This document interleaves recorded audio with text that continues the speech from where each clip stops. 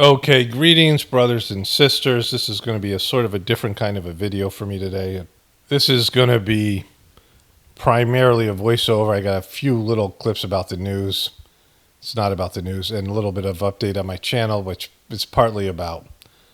But I've had kind of a feast or famine period of time. It's been raining for the past week, which is always like an auspicious thing in the Sajark meditation. I've had a spiritual breakthrough, and then just with that, a realization of the futility of what I'm doing here and everything in general, which I'm, aware of the futility. So, I already did a voiceover for the 194th edition of the Journey series that's going to be a part of this. And then I'm going to post both that voiceover and the video I make here today on the Gratefullness meditation channel. If you want to hear that voiceover, that's more about the spiritual breakthrough. I'm not really going to talk about that in detail. I'm just going to mention it here. But those of you who are interested in that, hearing more about this subject, and don't have a membership, it'll be on the Gratefullness meditation channel Friday, or at least by Saturday. I'll put it up for Saturday, and then if I decide to upload it earlier, I'll do that. I'll do a scheduled thing today. Hopefully I'll remember to do that. If I don't do that, then people can leave comments on the Gratefullness meditation channel saying, where's the video that you said you were going to put up? And then I'll remember. So, yesterday on Mother's Day, my wife and I were driving. This is the starting point. And I was kind of a little bit tired, almost in like a zoned out post-gathering kind of feeling. And, my wife was driving. And I looked over, and there's a guy on the highway. And the opposite direction of the direction we were going, there's kind of an area where there are a lot of trees. There was an area that wasn't really developed. There was a guy who was an obese guy, probably in his 40s, and he was running as fast as he could, carrying something along the highway. He pulled over the side of the road, was running, and it was kind of a funny scene because the guy was, probably 300 pounds and huge beer belly, and he was trying to run as fast as he could. And I'm like, what the hell could he be running to? So I changed, and I said to my wife, there's a guy running over there. And as we drove a little bit further, I could see flames. And I realized he was carrying a fire extinguisher. And there were other cars parked ahead where the flames were coming from. And I'm like, well, there's a fire over there. And it had been raining for the past 2 days. It had been raining probably 3 or 4 days, but hard on Saturday. Really hard. In fact, I came to bed after my wife went to bed a little bit earlier watching TV, and she fell asleep. And so I wanted to watch some basketball or something. I went and watched the game on another TV. And she... I came to bed and was like probably around 1, something late at night. I've been taking a lot of naps lately, so I've been staying up a little bit later. And there was such loud thunder, it startled my wife. Like, she woke up. And I talked about it in the morning. She said she kind of remembered it. The thunder was like almost like right outside our window. And it was pouring. Like, it was...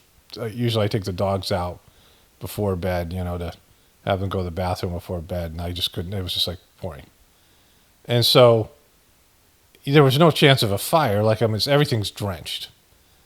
And we go a little bit further and we see it's a car. It's a car that's just fully on fire on the side of the highway.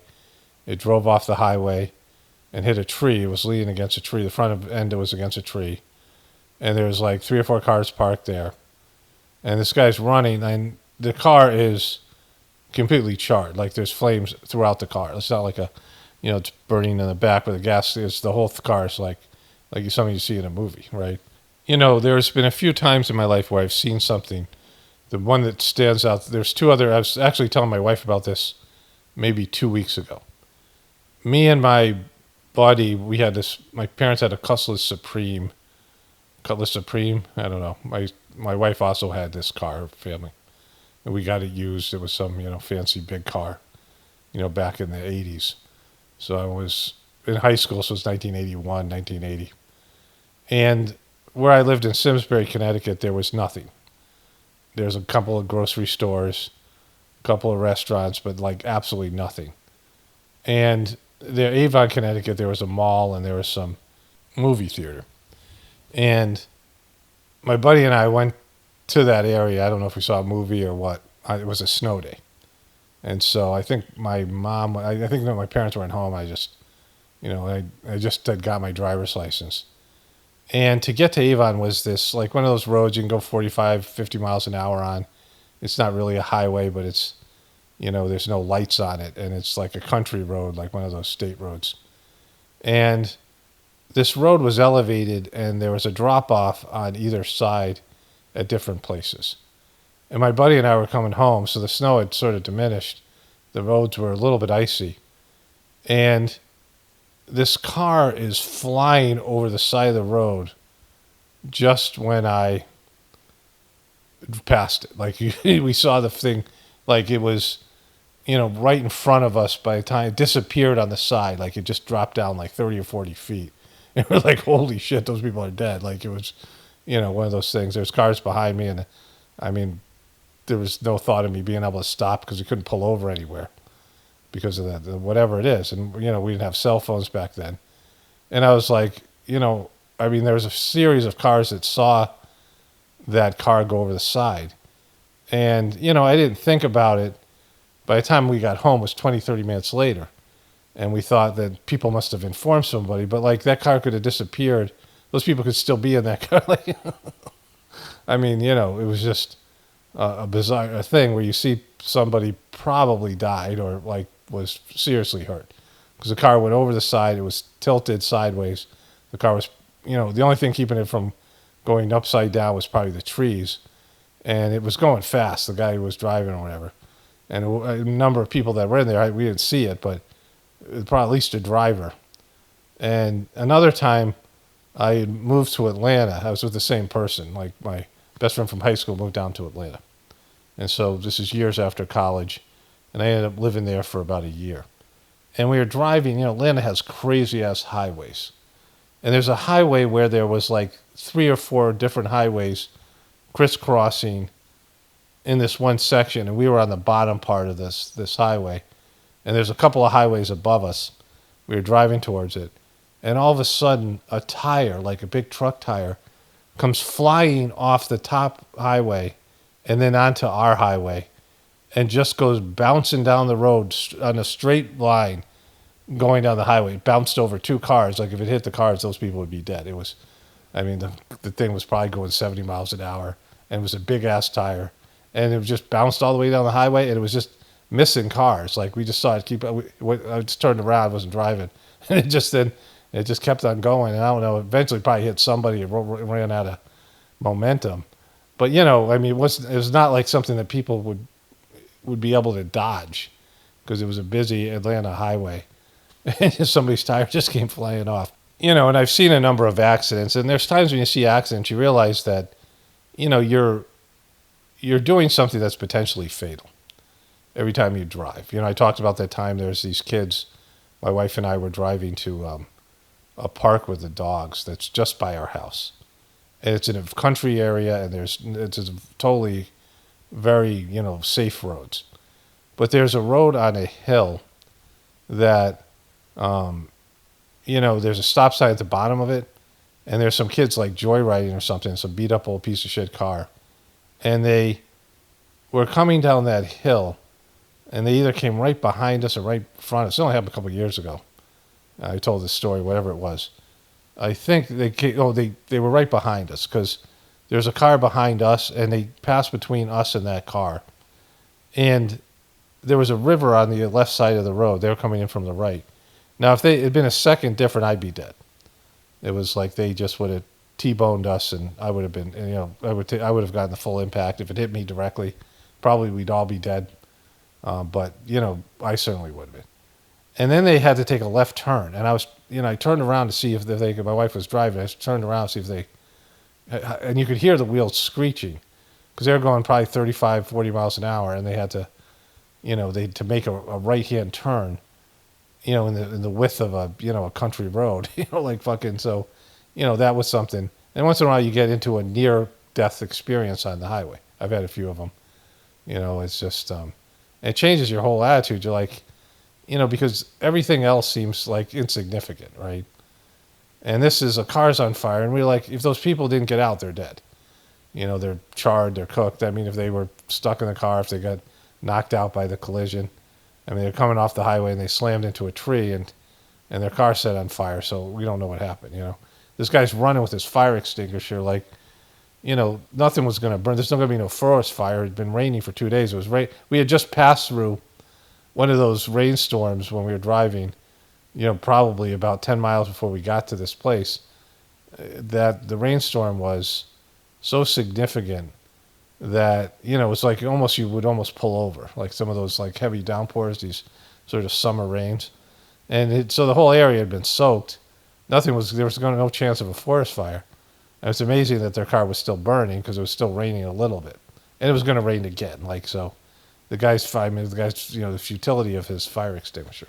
And so, we were talking about, I just been feeling that because of my spiritual breakthrough, like there's these times where, there's things that I've experienced spiritually that are just memories. And the memories are good, but you don't get the feeling from a memory. There's things that are traumatic where people will, if they go into therapy and they are suppressing a memory and the memory comes up and they feel all those emotions and they regress to a child, if there's been sexual abuse or some kind of trauma, and they, you have this stuff that you go into shock and you suppress something, and then you remember it, and then you feel you re-experience the trauma. It's one of the problems with therapy because a lot of times you have to re-experience trauma to unleash it or get by it, and sometimes it just negatively affects you and you don't really process it. And oftentimes therapy fails because of that reason, right? But I looked at my dwindling channel numbers. Let's go to that. My wife and I were talking about medication. Someone she knows was on a medication that I mocked here. And I pulled up the side effects and I pulled up the ad for her. And we were like, holy shit. And then she just said something this morning with another person related to this, that is involved in that. And we were also talking about this woman who just died. And that, they put her husband on a ventilator, and she was someone who didn't get the vax and knew better and did it anyway. And so, just how people will just make the wrong decisions.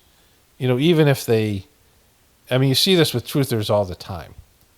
And let me go to the two news clips here because I want to set these things up. Let's go to the news clips, and I want to show you my channel numbers. And just one little bit of news clips here.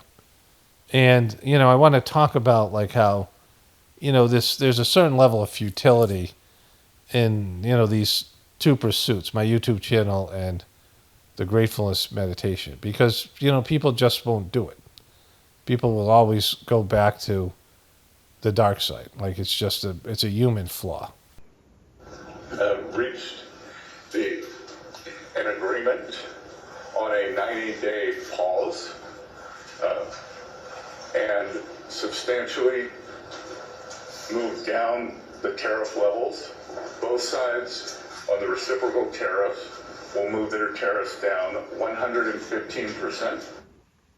Okay, so this video really isn't about any of this bullshit, and I'll cover some of these things separately. If they come up in the days coming up. But I've been feeling like more and more detached from all the bullshit that goes on that I cover here. Like I'm always kind of detached from it, but there's whenever you have spiritual experiences, you feel connected to God, or the near-death experiences or something like that. That's something that makes other things pale in comparison. But for me, it's just more and more, feeling like the physical world, not just, this kind of bullshit and stuff that has nothing directly to deal with my, my human life, but just in general, is an illusion. And there's a spiritual state that you pass through at some point, and I'm passing through it right now, where everything more and more feels like it's just an illusion. like it's not real. Like it's just all some sort of, it's like I want to say a dream or, it's just not real. But this was Morning Joe, the opening to Morning Joe. U.S. Treasury Secretary Scott Bessent earlier this morning in Switzerland announcing a major breakthrough in trade negotiations with China. That's one of several stories we're going to be following from overseas as President Trump gets ready to travel to the Middle East this week with a focus on securing more trade deals. Meanwhile, U.S. officials just wrapped up a fourth round of meetings with Iranian officials seeking to reach an agreement on Tehran's nuclear program. And Ukrainian President Zelensky is challenging Russian President Putin to meet him personally in Turkey this week to discuss a peace deal. Plus, India and Pakistan, two nuclear powers on the brink on Friday, are now accusing each other of violating a ceasefire agreement that President Trump announced over the weekend. Good morning and welcome to Morning Joe. So there's a lot to unpack here. I'll cover this later with the fake Barbie truther commenting this in my next video about this bullshit China terrorist thing and how clueless Trump is, right? Again, this isn't what this video is about, so I'm not going to get into any of those things. But every one of those things is like a major story.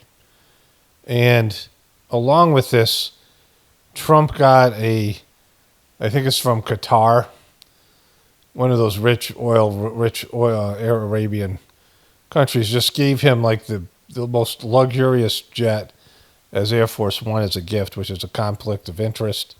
He just gave him a plane, which Trump is loving. And Puff Daddy's trial has begun. There's a few other things that could have been top stories, right? So there are things that have happened that make everything surreal in this, this Morning Joe thing.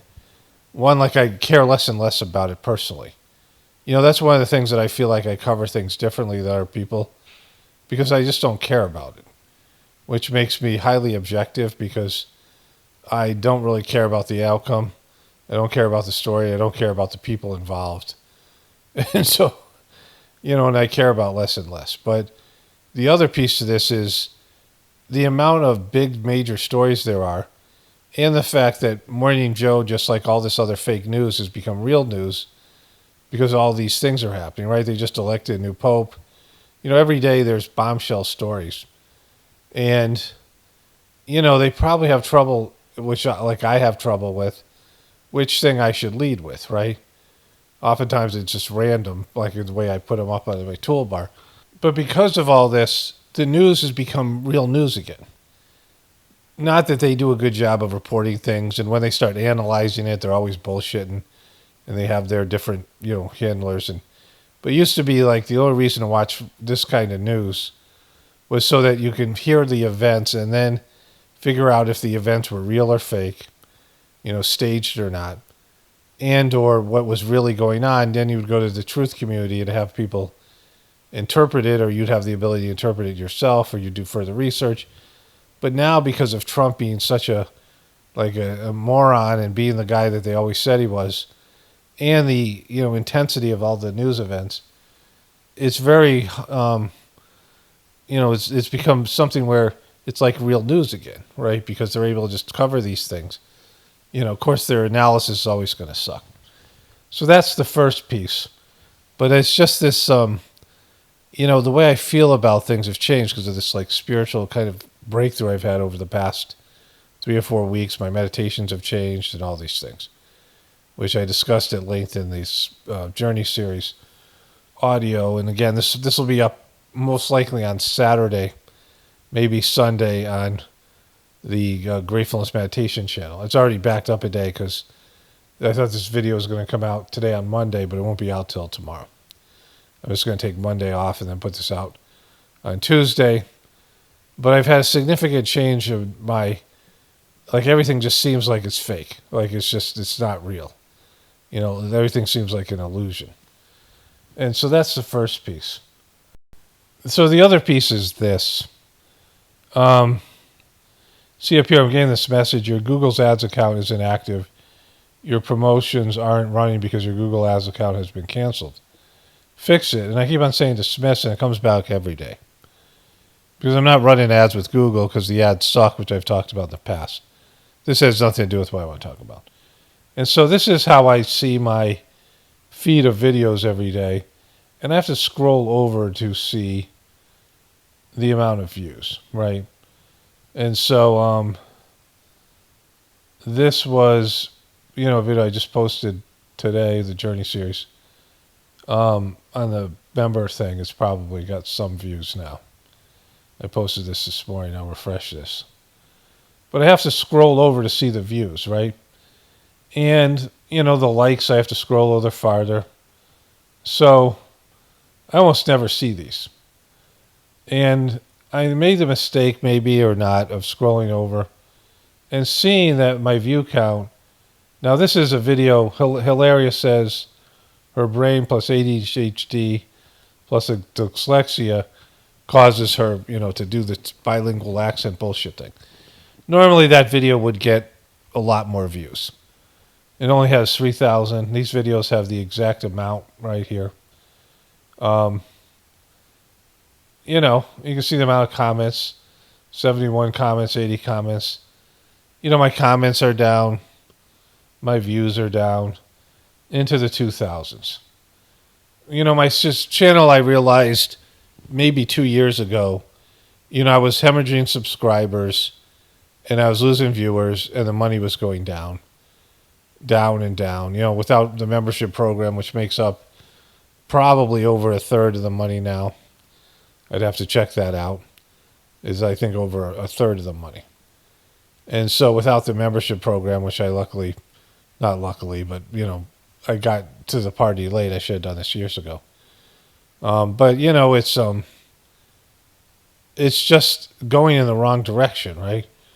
It's dwindling down. See, if you go back here, see there's a 4,000 view. This has to do with the Pope, almost 5,000 views, which, wasn't anything, right? Just 2,000 views, 3,000 views, 4,000 views, this thing right here. Go down more to 50. You see now back here was more of the bit, like over 3,000, 4,000, over 3,000. But it used to be so much more than this, right? So, you see there's nothing in the 2000s here, just in April. This one's at almost, just slightly below 3,000. And, back, these are my most viewed videos. I had a 5,000 video in 2018. Now, these are not, I have ones that are privatized that have even more than that. I have a video that I think is now deleted that got 2 million views, the Michelle Obama one. Of course, these videos were different types of videos. Some of them were shorter and, they were a specific topic. But you see, I had videos that were, now these are the ones that I haven't deleted and are not privatized. So that one's private. These are old videos that, I get hundreds of thousands of views with. So this is going back to March, though. Some of those videos they appeal to a more general audience, celebrity videos, things like that, Illuminati stuff. There's I had a couple of videos that were over $1 million that are now deleted or whatever it is. Things were suppressed by YouTube or whatever. But, it wasn't very rare. It wasn't so rare for me to get video over 400,000 views.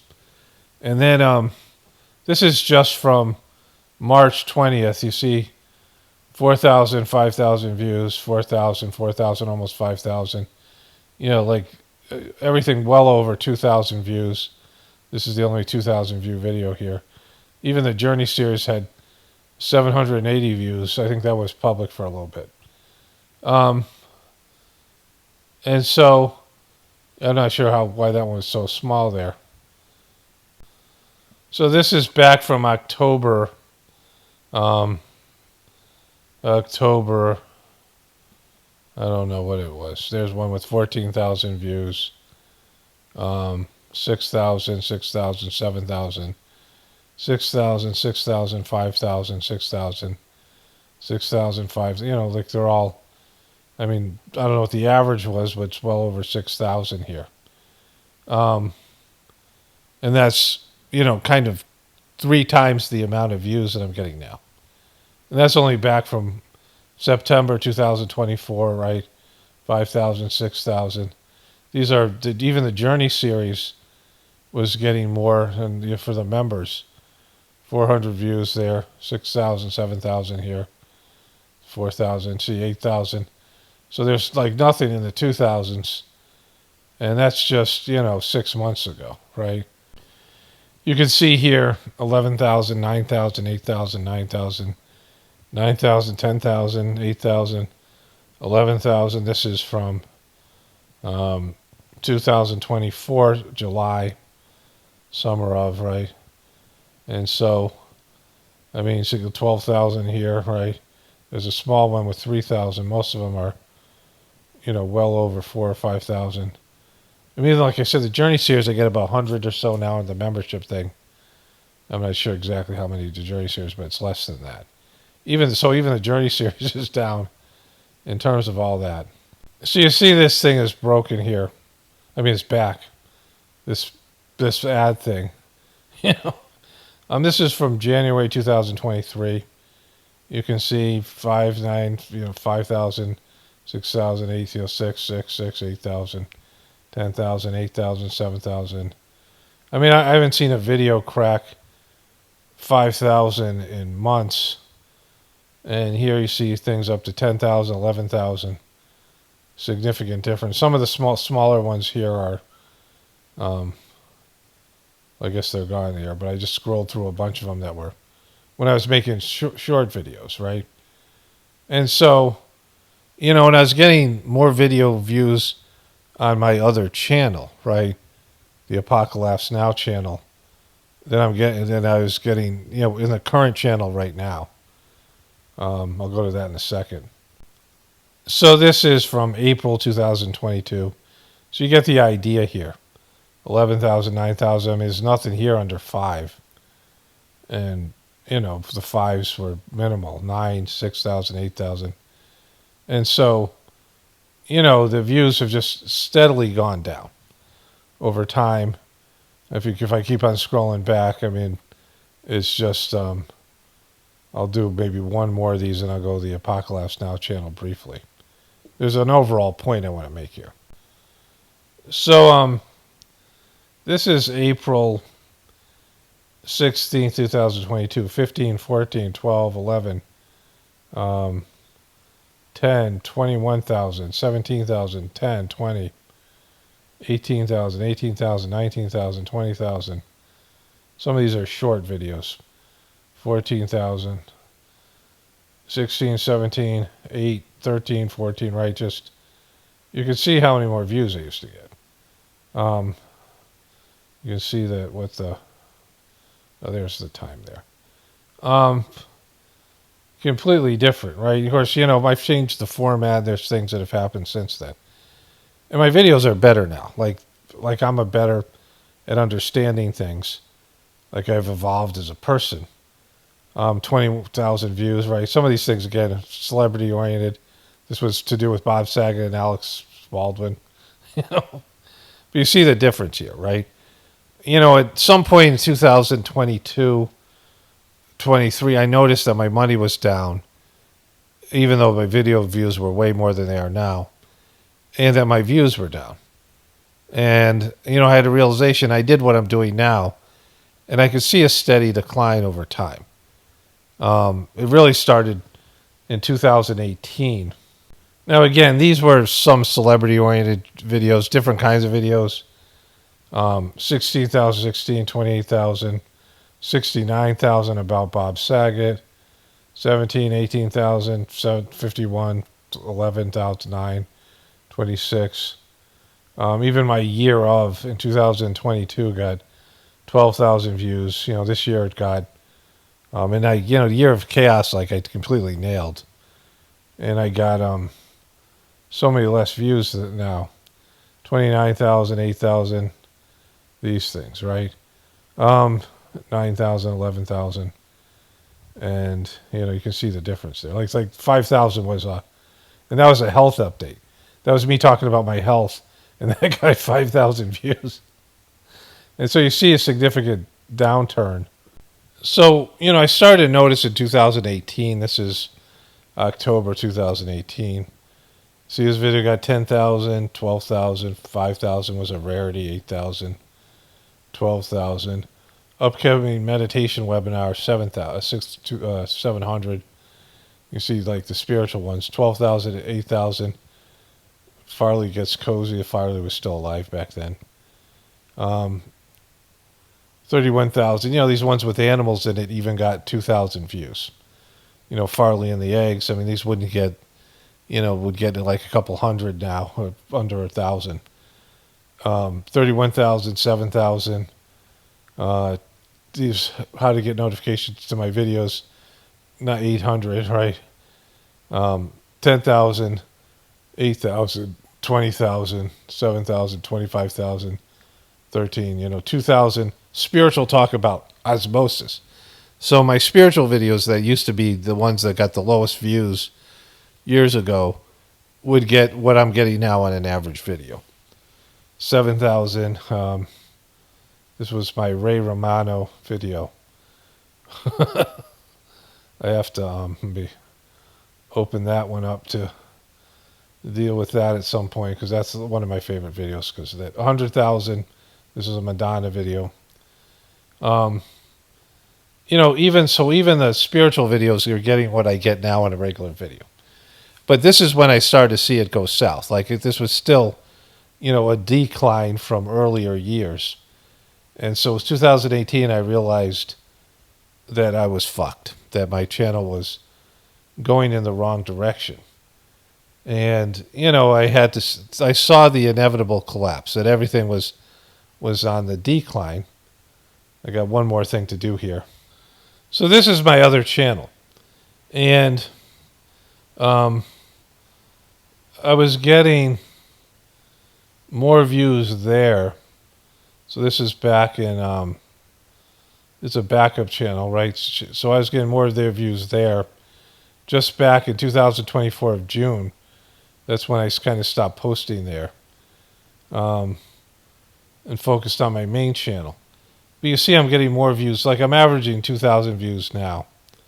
And so this channel back then was getting more views than I get now here on my regular channel. See, so, and there are times that I'm not going to scroll back where I was getting 10,000 plus views on this channel. Sometimes even some big channel view, like the, based in view count. Like, I had views 100,000 and these things in the 20,000s on my backup channel, right? Back in 2021, 2020. And so Hollywood celebrities dropping like fly videos, we used to get regular 10,000 views. I was posting every other day on that channel and this channel. And so you can see the steady decline. So, I started making YouTube videos in 2007. I had around 1,000 subscribers for years. I had a video that my normal videos got under 100 views, like 100 views a day.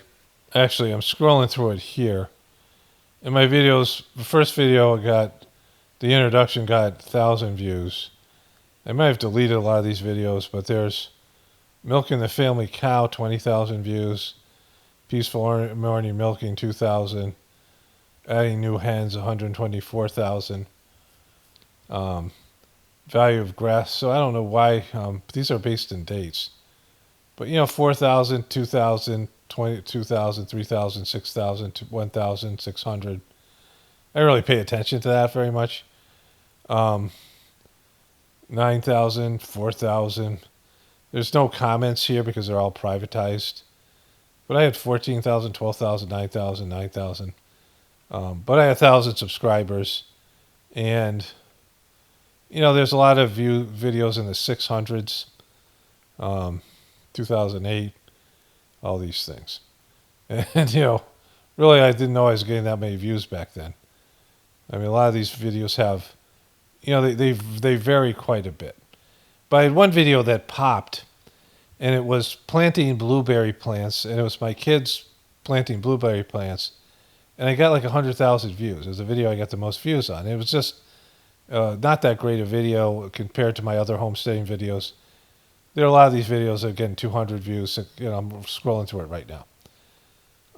But I was not making, like, I would make $100 a month. And, based on the ad program they had back then, I didn't realize, like, some of my videos got quite a number of views. But I made this blueberry video, and people are like, man, you're really a scumbag. You grow you're making your kids take the fall for, make your kids take the bust. And I didn't know what he was talking about, but apparently there was a marijuana called Blueberry. And everyone thought I was, my video was about that. So I took off, right? And, kind of told me everything I needed to know about YouTube. But anyways, for years I had, 100 subscribers. And my videos got, minimal amount of views. I made videos once a month or so. A lot of the view count was in the hundreds as I'm scrolling through now. Some of the early videos got more views over time. And then the channel took off in 2014. Master Chargy died. I made the Michelle Obama 95% chance she's a dude video. And, that video got 2 million views.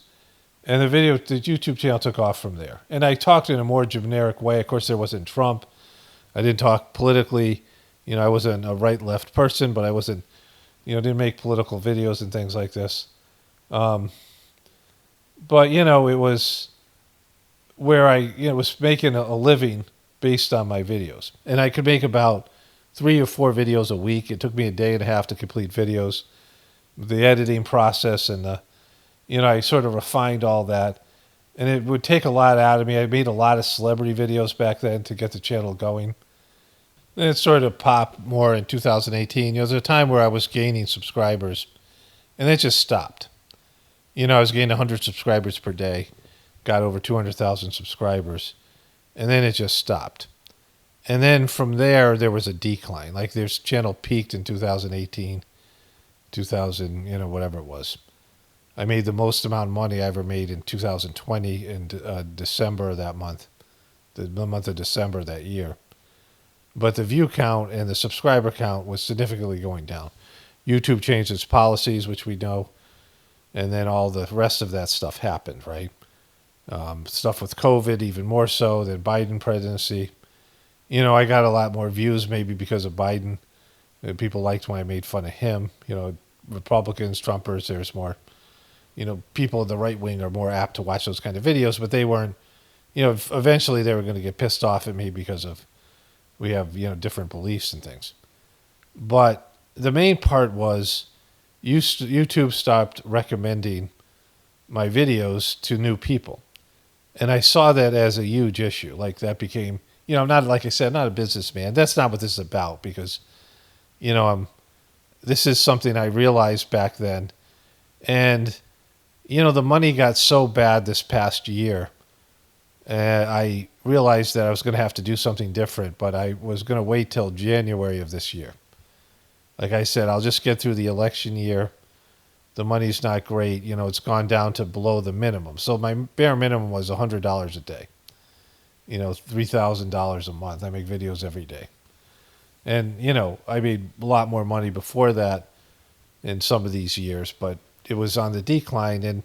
And I, said if it got to that point, I would have to do something, change it, or whatever it was. Maybe do this part-time, I don't know. I was going to figure something out. But the content was just there. I got in a good, like, sort of a habit of the way I do the videos. I've streamlined how long it takes me to edit the videos. And, it's the things had just gone better. The only problem was there was a decline in video viewership. And, people aren't going to stay around forever. There's very few people who are going to watch and listen to me for 2 hours every day. I mean, it's amazing. Like, when I think about it, the only miracle we have here is that there's still people who listen to me on a regular basis for years and years, right? Like, people just move on, even though if they like me and they like the videos, they like the stuff, people just move on, right? And without new people coming in, it's a death spiral.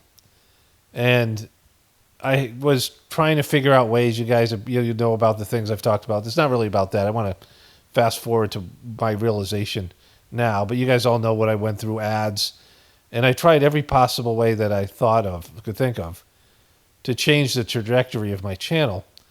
And like I said, I'm not good at these types of things. The thing that I'm good at making is content, and I've gotten better at that. And I'm good at managing these other things, but I'm not a social networker, and I'm not going to be able to do the kind of things that people need to do to grow my channel, and I'm not going to do it artificially. I'm not going to pander to people. I'm not going to cover things, a lot of the things I used to cover in terms of celebrity videos and things like that. I'll do updates on it, but YouTube isn't recommending those. Like I looked when I was scrolling through this, you could see some of the ones I showed you and some of the pages I just scrolled through on my own. I could see that there were these celebrity videos that popped, or videos that were of a certain subject, and they would get 100,000 views when the rest of my videos were getting 7,000, 8,000 views a day. And so there was always things that popped. Even when I did homesteading videos, there would be one or two of them that would pop. It was based on YouTube recommending it, or the subject matter, and people would share it, or whatever was going on.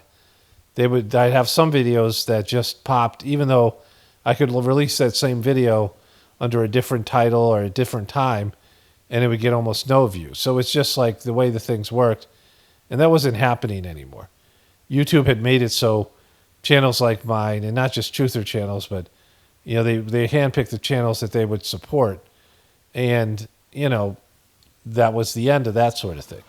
The end of 100,000 view videos, the end of million view videos. And, again, I was making videos that were more substantial. They were better videos. They were more quality videos, but, it appealed to less and less of an audience. Now that I'm criticizing Trump, that's an issue because, there's so many Trumpers, even though I'm sure a lot of them are having their doubts and, whatever's going on with them. But anyways, that's not what I'm talking about here. Like, that's just something that that's on my mind and it's there. But, when you're toiling with something and it's going in the wrong direction, right? Where if something's either growing or it's shrinking, let's say you opened a restaurant or a bar, like a restaurant, and it popped. You got a couple good reviews and people are just into it, and it has its heyday. Studio 54 in New York City, some of these clubs and bars, and it's it's glamorized, and you're just making gobs of money, and then all of a sudden it drops off. It's not the hot spot anymore. It's not popular. Maybe you have some turnover. You had a great chef who left, something like that, right? Maybe the city you live is in decline. The economy's not as good. People aren't going out to dinner as much, and this happened with COVID. It's happening now with the tariffs. Small businesses getting squeezed out. And you don't know what to do about it. Like, you're doing everything you used to do. Maybe you're doing everything better, but it's just going in that direction. And so when my channel first popped, there was a reason. There was a God-given reason for it. It was where I was at the time. This was a role I was supposed to fill. It was part of my destiny.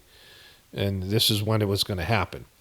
I was going through a divorce. I was in a transformational period. And, all these things, this shit with Dodgy and having somebody out there with a voice that could put out information. There are lots of people from Heartfulness trolled my videos. They knew it was the fucking bullshit with Dodgy.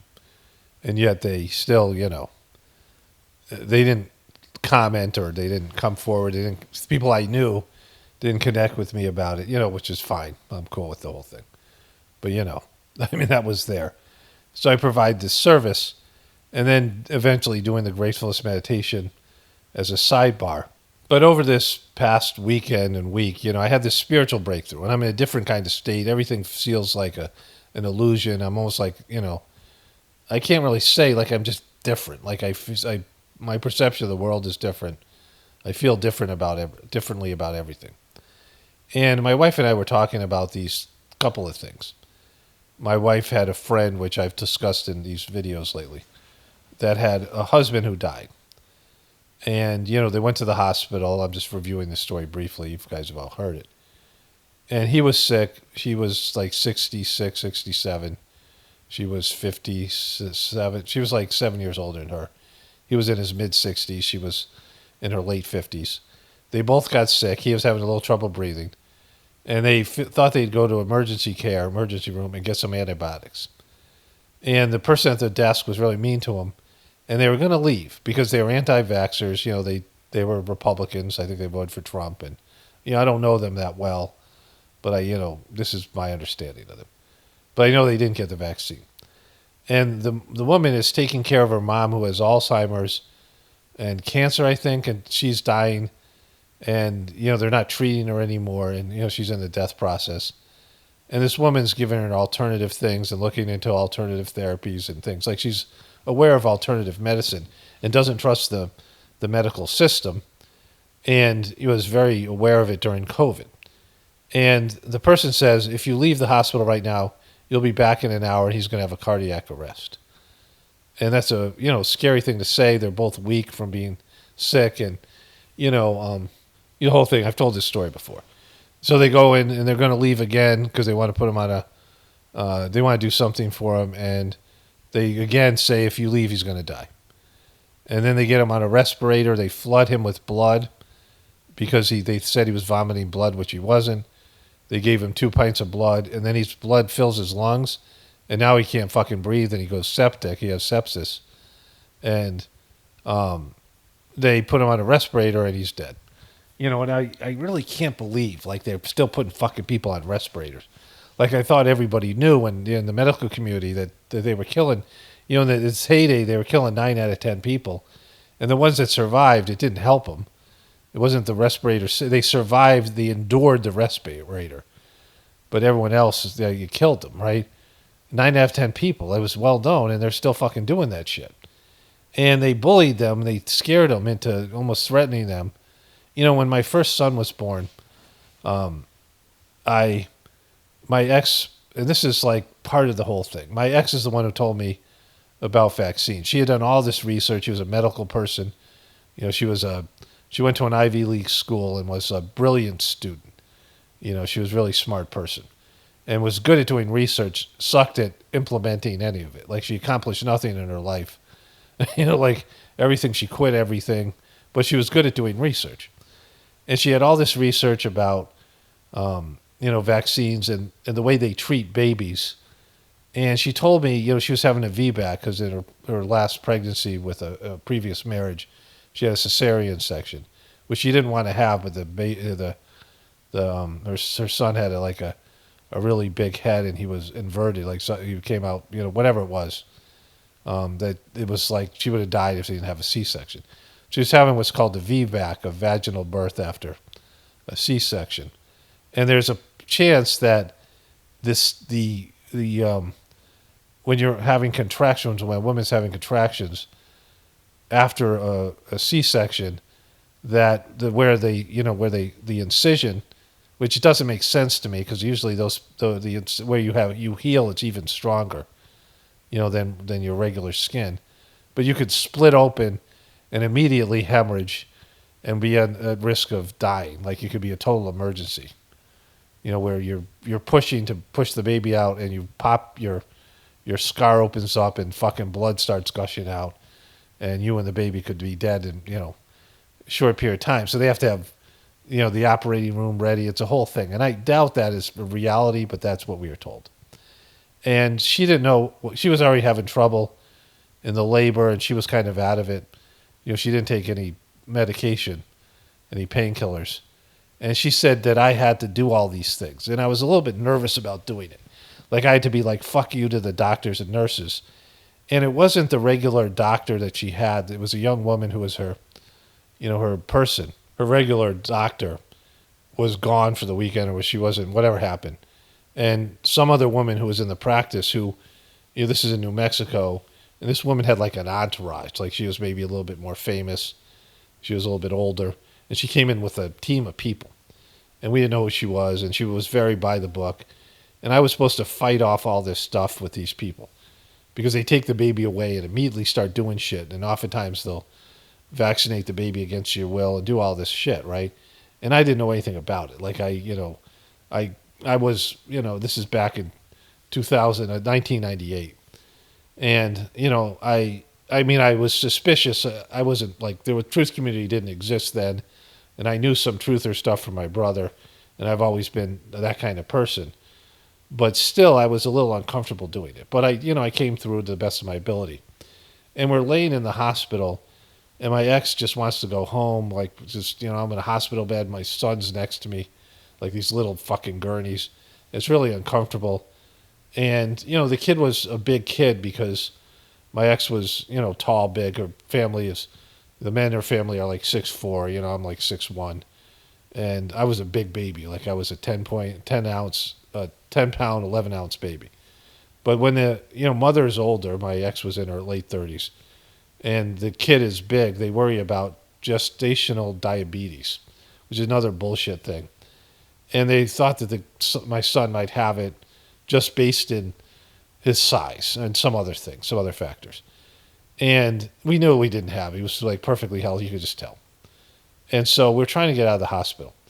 At some point, you can't get out. Like, they won't let you fucking leave, right? And so finally I said, we're just fucking going. We're leaving. We told the people. And my ex's doctor calls up and starts yelling at me, "You're against the medical advice." And she's threatening me and trying to scare me about leaving. And it was a very tough fucking ordeal, right? And we had a midwife who was, she had just became she was becoming a midwife, and she was trained to be a doula. And it was her first time being a doula, and she was pretty hyped up. And her husband had also been born on Mother's Day, May 10th. And he was having a birthday. It was a whole thing. It was like his 40th birthday or some shit. And she had to come in and do that. And he was cool about it. He came in because it was, it was like, they were having this birthday celebration. And they knew the pregnancy was going to go to that date. Like, she knew it was, like, all along. And it was like, it was pretty chaotic because this woman was pumped up, the doula. Like, she was a little bit hyped up and wasn't really all that helpful because, like, she was wanting to do a good job. She never done that. A doula is like somebody who helps the person, assists them with the birth. There's a whole thing. And so, but we got out of the hospital, and I was like, oh my God, this is so much better. Like, we were able to sleep, and the baby, everyone's at home, and we have this thing, right? And so the next year, my daughter Anna, the one committed suicide, just my kid's birthday. So I was thinking about this stuff, right? It was Anna's birthday, May 9th, and my oldest son's birthday, May 10th. And she was born the following year. And we went to a different practice, we were on Medicare or something like this. I was in school, there was a whole, thing there. And Medicaid, I don't know. And we found a different practice this time. And there's a male doctor in there. He wasn't, usually, he wasn't my ex's doctor, but I ended up going there because I had this muscle problem. I pulled the muscle behind my knee, and it was kind of painful all the time. It tightened up. This woman who did the Sajark practice came over our house, and she was a masseuse, and she told me the same thing this doctor did. But this doctor was like a real healer. Like, he just had this cool energy, right? And I got to know him a little bit, and he was just like, he was someone who there's a difference between a doctor and a healer. And this is when I made this distinction because of what we went through before. And also there was a nurse that was involved that was a really bad nurse in the first. She was one of the most depressed people I've ever met in my life. Just, we noticed her as being, oh my God, get out of here, you're a nightmare. Like, they signed a nurse to my ex. Like, there was one nurse that's supposed to take care of you, and she was horrible. And so it was a whole ordeal the first time, right? And, with my daughter Anna, this doctor ends up being on call, and he's my doctor, and he's like fucking great. And he's like, what do you want? And my ex was like, well, I just want a quiet room. And the nurse who was there was a former midwife. And they just back off, turn the lights off, and allow my ex to go into labor. And they're not even there. It's like they're just, there for emergencies and just let the process unfold. And I was talking to this guy, I like this guy. He was like, smart, and, he was beyond, he had transcended his allopathic medicine and was doing other things. And this midwife was great. She had done this for a living, like home births and shit, right? And it was just night and day. But this other nurse shows up that was there the year before. And she's now going into an art therapy program. And I'm, in graduate school in a counseling program that has two things, an art therapy program and a counseling program. And I'd taken some art therapy classes. And she comes in and says that she's doing art therapy as a, graduate student, whatever she's doing. And the hospital's letting her work in this ward she used to work in, because she has some contact and connections there in this hospital. And she starts talking to my kids. We say it was okay because my ex had two kids, and they're like, 5 or 6 years old. And the woman says she wants to do art therapy with them, and this is like basically babysitting. And so she goes over there and she starts doing art therapy. And she says to the kids, sometimes when older kids see a baby come in, they're jealous and jealous and angry about it. And so a good way to deal with that is to draw pictures of your anger, and using crayons like red crayons and black crayons is a way to express it. Now, art therapy is not that at all, right? Art therapy is about being able to draw things, and through your artwork, you can see your inner condition and have self-realization. There's an assessment, where you do a psychological assessment tool called Draw a Picture. And, when I did a psychological assessment, my first one that I did for graduate school, this woman said that she had a girl that wanted to go through it. Because I couldn't find anybody who would, I'm just not that kind of person where I knew a lot of people who I could ask if I could do a psychological assessment on them. And, I didn't really want to do it. I felt uncomfortable about doing it. And so she had this girl that wanted to do it, and you couldn't do it with somebody you knew. Like, you had to find somebody. It was a whole thing, right? And this girl had issues with her dad. And she drew a picture, and you could clearly see it was her dad. And, and so you had this, and it would look like a picture a little kid would draw.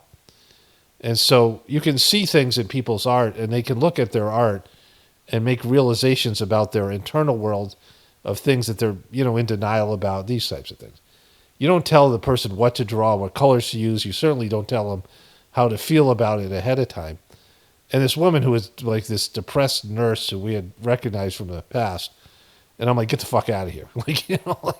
I totally was different than the last. After going through the first experience, I came in with a hostile attitude that, of course we had a great doctor and a great nurse this time. And so, I was riding with that, but, I was aware of some of the bullshit that goes on there, right? And I had learned my lesson a little bit with this whole thing before.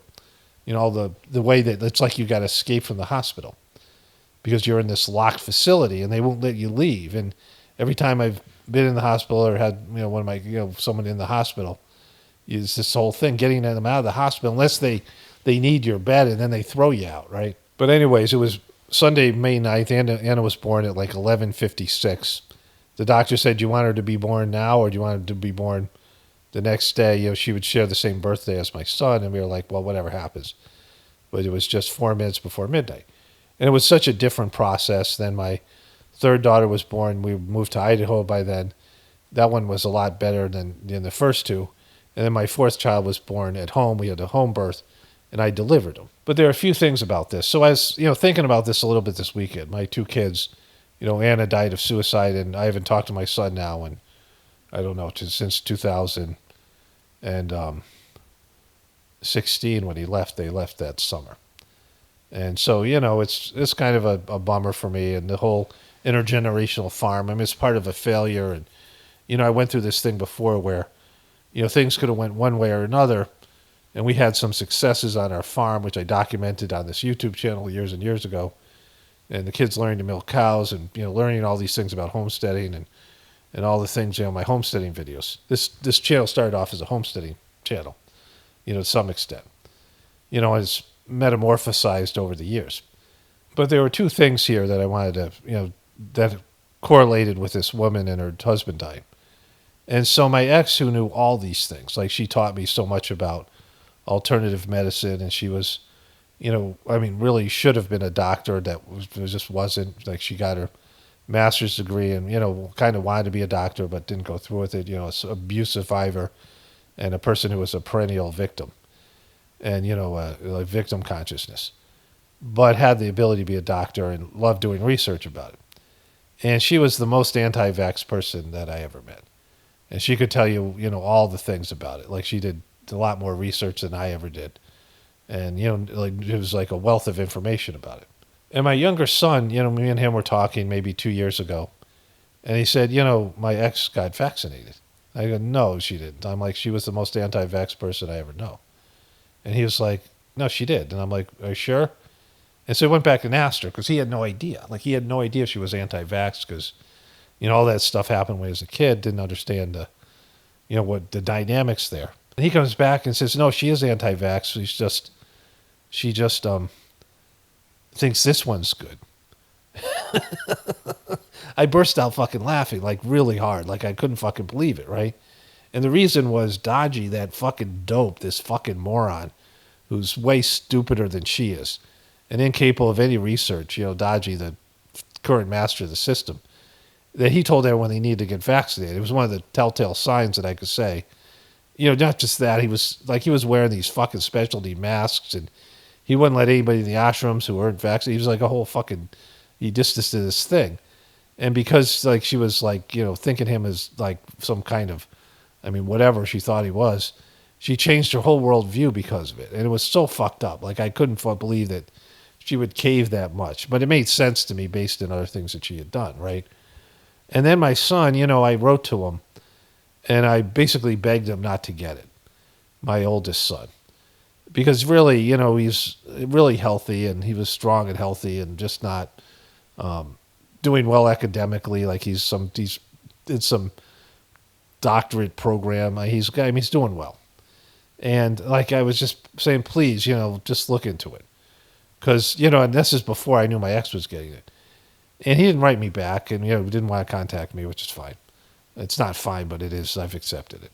And he, he posted this thing on Facebook. Like he doesn't post on Facebook. And it was, I got vaccinated picture. And he's not active on Facebook. And I felt like he did it as a fuck you to me. I don't know. But, it was just kind of a bummer, right? Like this happened, I don't know, a couple years ago. And then, their birthdays come around and they were such a joy. I was so happy when my kids had birthdays. It was just like spring was in the air and, it was just this kind of neat time. And I had 3 kids, the youngest son who I delivered was born on the 17th. So I have kids who were born the 9th, 10th, and the 17th of May. And then we have a couple July birthdays, my daughter and my birthday in July. And there was just this, this period of time and this celebration of all these things. And now it's like a bummer, like it's kind of reversed itself. And so I'm aware of it. Like every year I'm aware of like the failure of the family, like these, these goals that we had and these, this intergenerational family farm and all of it. And, I'm aware of it. Like it's a little bit of a bummer. And a big part of what there's this interaction I had at the treatment center. There's this one kid and he was, at a visiting resource. I don't want to go into the whole story I've talked about before, but the kid was just, he was abused by his mom sexually. And he had a visiting resource that was contemplating adopting him. He's probably like a 10-year-old kid. He's been in treatment centers because he had acted out sexually. So as like a little sex offender since he was 5. So he's been in treatment for half of his life, maybe longer. And, his mom called and she was ethnic, right, Greek. And she had a heavy accent. She just said his name. Tom, you had to listen. So staff had to listen to their phone calls because she was like batshit crazy. And you had to monitor the phone calls. And oftentimes the kids would get off the phone and they'd go fucking ballistic. Like they would just lose their shit, right?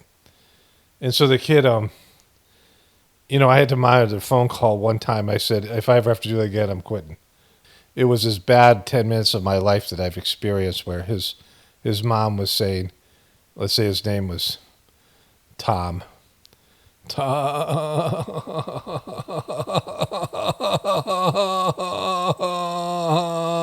She did that for 10 minutes. She just said his name over and over again wailing with some kind of weird fake cry. And, the kid was a mess. The kid was always on the lowest levels. Just everybody hated him. And he was in timeout one time. And, we do this 9 o'clock prayer, which I used to do, at 9 p.m. that everyone in the world comes to spirituality. I do it in my, with my eyes open and, and I'd be interacting, but saying it in like a, the back of my mind kind of thing. And the kids would always settle. Like they'd always just, they would, if they were acting out or getting restrained or, they would always settle while I was doing this prayer. Like they had no idea I was doing it, but they would somehow settle. And this kid started crying, which you never saw him cry because he's just these kids are tough and whatever. They're, hardened from being in basically prison for, like as a 5-year-old. And, I asked the kid what he wanted out of life, and he said, a family that loved me. And I realized as a counselor, as a therapist, as a, healthcare practitioner, whatever I was, mental health practitioner, that you could never really change anybody or help them because what they really all needed was a family that loved them, especially these kids. And, people are fucked up by their families and they never really recover.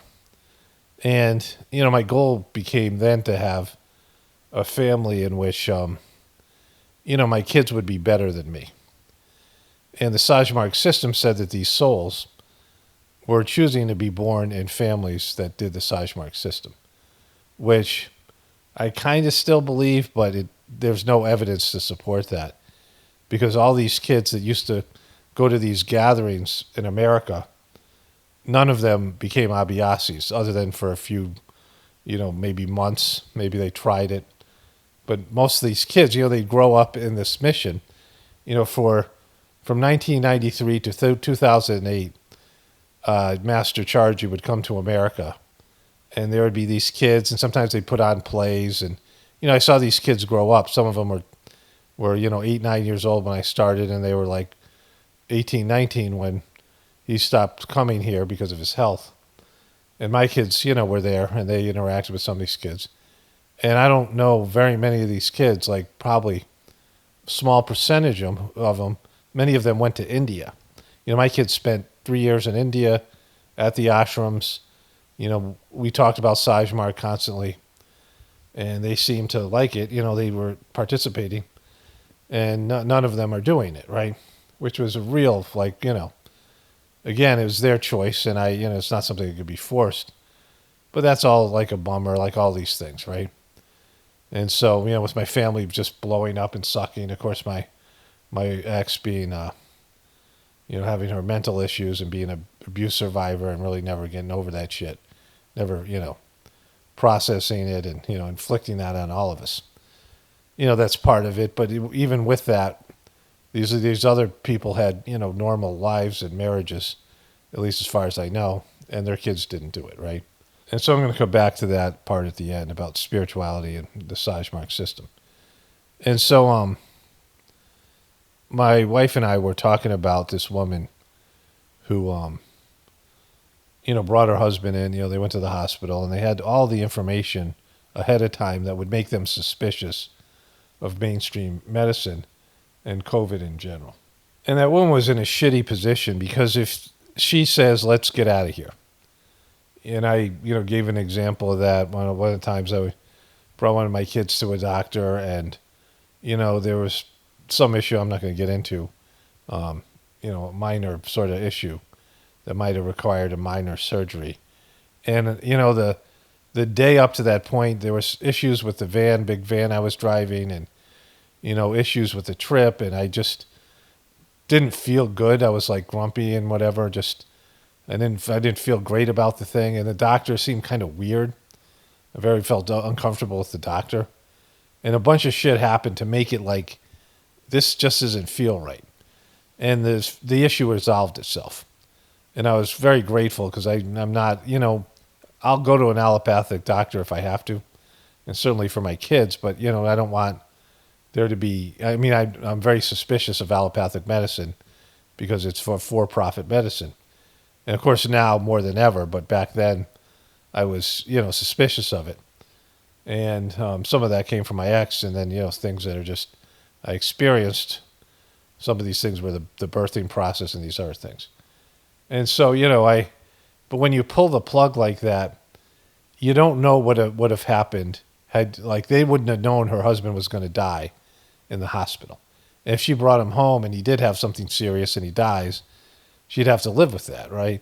And then all the other people will be like, oh my God, why did you leave the doctors? Why, these things, right? The third master of the Sajark system, I'm the first master, Lology, he had a liver abscess. And everyone wanted him to go see a doctor, like a Western doctor.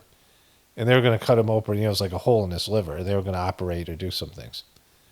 And they were just about to operate on him. And he was very nervous and didn't really want to do it. This is in ancient India in the late 1900s, early 1900s. Like 1899 or 1901 or something like way back then. Maybe, closer to 1915 or so. But, ancient India, very primitive area. And so it would have been, surgery as bad as it is, much worse there. And they had these British Rajas. They were kings, they were Indians appointed by the British government to be kings, which would mean Raj, Raja Yoga, Raj means king. And this guy, someone more important than him came in. And so they stopped working on him and they went to take care of the British Raj. And he sneaks out of the hospital.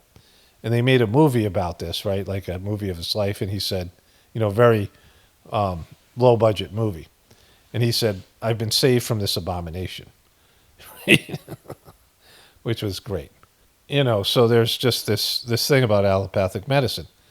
But had she yanked him from the hospital and he dies, she would have never known, and they never would have known what was going to happen, like I said, which was they were going to kill him. They were basically, this place was like a, my wife and I are saying it's like there's a death factory in there. If they're hooking people up to respirators.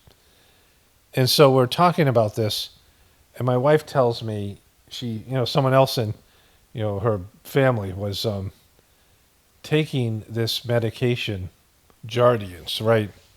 And, I made a video about this. Like, whenever I'm watching sports, or something that I fast forward through the commercials, if I see a medication commercial, I always stop and watch it because I want to hear the side effects. And my wife and I were just watching something the other day, and it had, possibility it could kill you. They said that there's fatalities, also suicidal ideation. And Jardiance had, here's the side effects. Nausea, and vaginal yeast infection, polyuria, diabetic ketotosis, urinary tract infection, allergic reaction, arthralgia, stomach pain, dehydration. Some of these words you don't know what they mean, right? Arthralgia is a joint pain that, whatever. Dizziness, increased thirst, trouble breathing, confusion, hypoglycemia, low blood pressure, rash, upper respiratory tract infection, dizziness or confusion, fast heartbeat, headache, hunger, neocrotizing fasciitis, sweating, and tiredness. But in the commercial, there was some stuff there, and like I remember it being like fatal, like some of the things. And there was one thing I couldn't remember, but the person that was taking it had 3 major side effects. Ones that I listed because I said, "Oh, I remember seeing this." So I'm reading these things as my wife and I are walking, and we're just talking about this other woman who they just killed, right? And there's a side effects, the ketoacidosis, which I read to you. It can be fatal. In the commercial, it says it can be fatal, so it can kill you. So something that is supposed to prevent diabetes can create ketoacidosis and kill you. But, there's a couple other things that could impair your kidney functioning, dehydration, like dehydrating so bad your kidneys aren't functioning. But then there says a rare occurrence, perineum. There is a bacterial infection in your perineum, area between the anus and genitals. I was just talking about taint lickers, right? The taint. So you get a taint infection. Symptoms infection include fever, feeling weak or tired, pain, tiredness, sweating, or redness in the genitals and the area around them, and it can be fatal. So you could get a fatal taint infection from this drug. And there's other things there, other side effects that are fatal, or it could be severe in some ways, debilitating.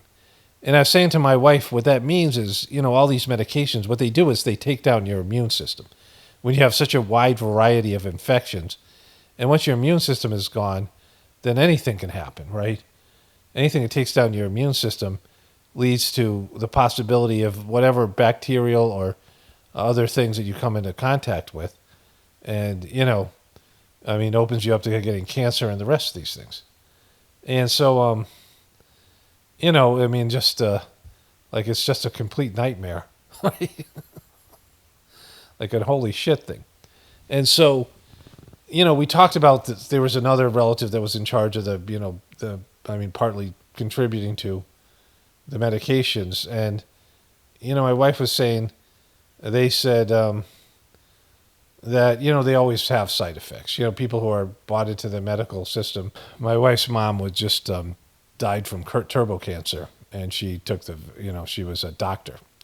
And she was big into all these medications. And, she had, there was a lawsuit that could have been, they mismanaged her treatment.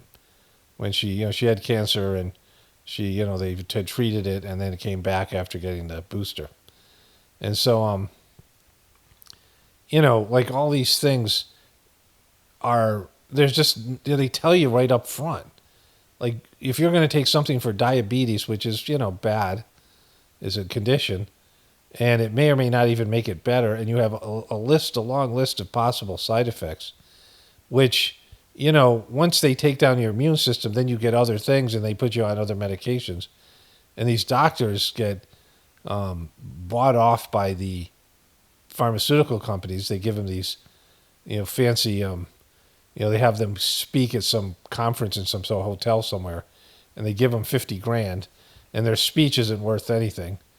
They're talking about whatever they're talking about there isn't a big enough crowd to generate $50,000 worth of sales, especially if they're not even talking about the medication. But what they're paying them for is to sell their pills, to promote their medications.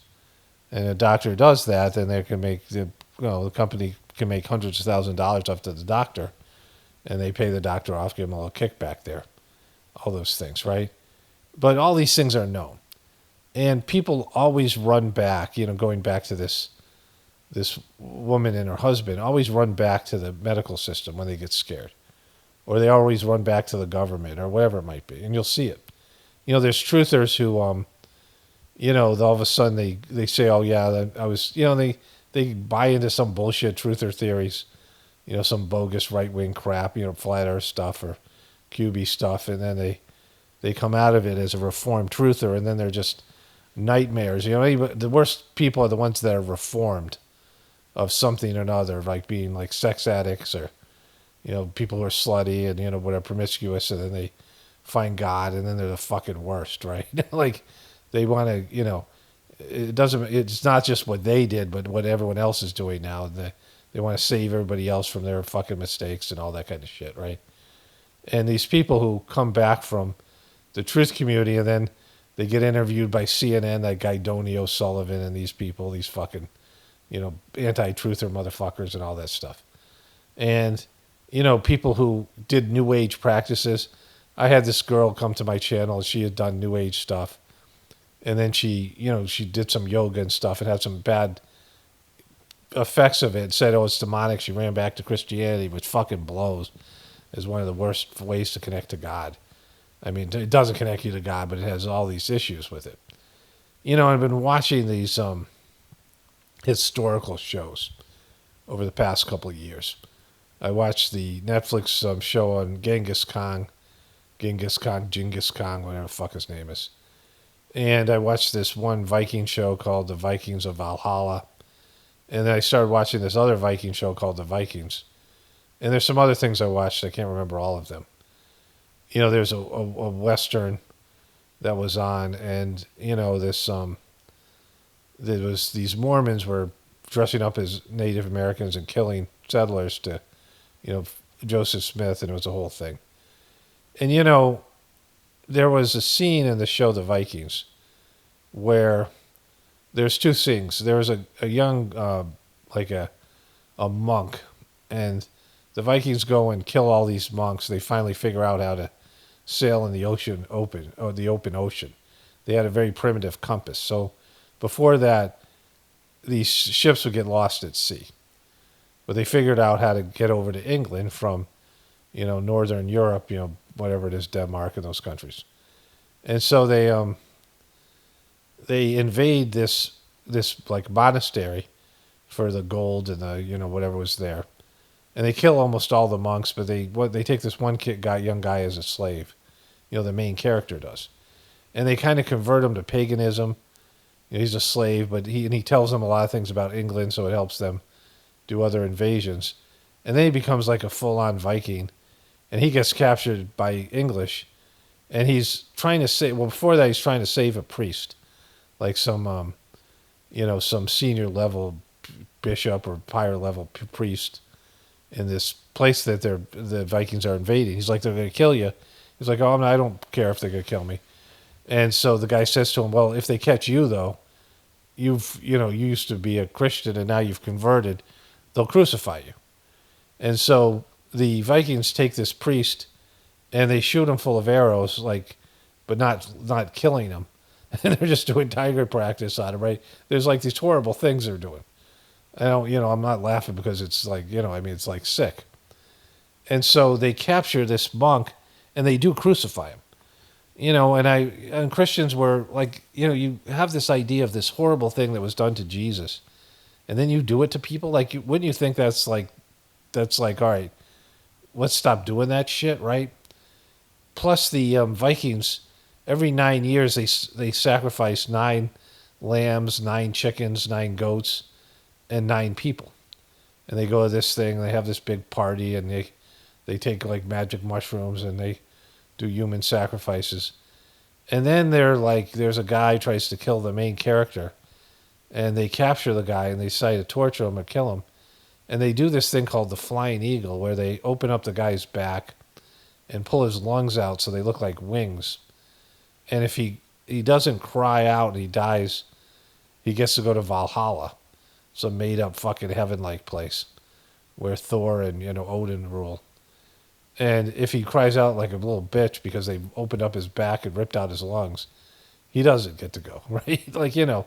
And they used to throw their babies up against the rocks if they were, somehow deformed or whatever it is, right? Just brutal shit. And, the same thing was in Genghis Khan and the torture and the fucking way they would kill people. And Genghis Khan had his grandfather lit these birds on fire, and they flew back to the village and burned the village, and people burning them alive, and just all these horrible things people have done. And I looked into some of these things, and they were like, yeah, they used to do these things, right? And I was like, holy fuck, right? This is like, I can't even imagine such horrible things that people would do to somebody else, right? I mean, it's one thing to kill somebody, but to fucking make them suffer and, do horrific things to them, and then bullshit them into thinking that there's some imaginary heavenly place that they're going to go to, right? And with that, my wife and I I rewatched the movie Heretic, which I talked about, and my wife and I, there was this. I started to watch some videos talking about the movie Heretic, some of the cast talking about it after I'd watched it, and some Mormon people came up. And there's this young woman who left Mormonism. She has a popular channel. And she was talking about Heretic. So I watched some of the video, and I was like, well, this is something my wife would like to hear because I wanted her to watch the movie anyway. So we watched this together, and I'd heard about half of it.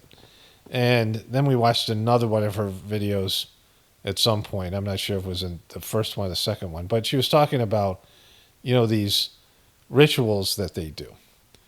And, they have this promise that if you you go through these rituals and anointing and all these bullshit things that have no basis in reality. There's no material rituals that's going to make your afterlife better.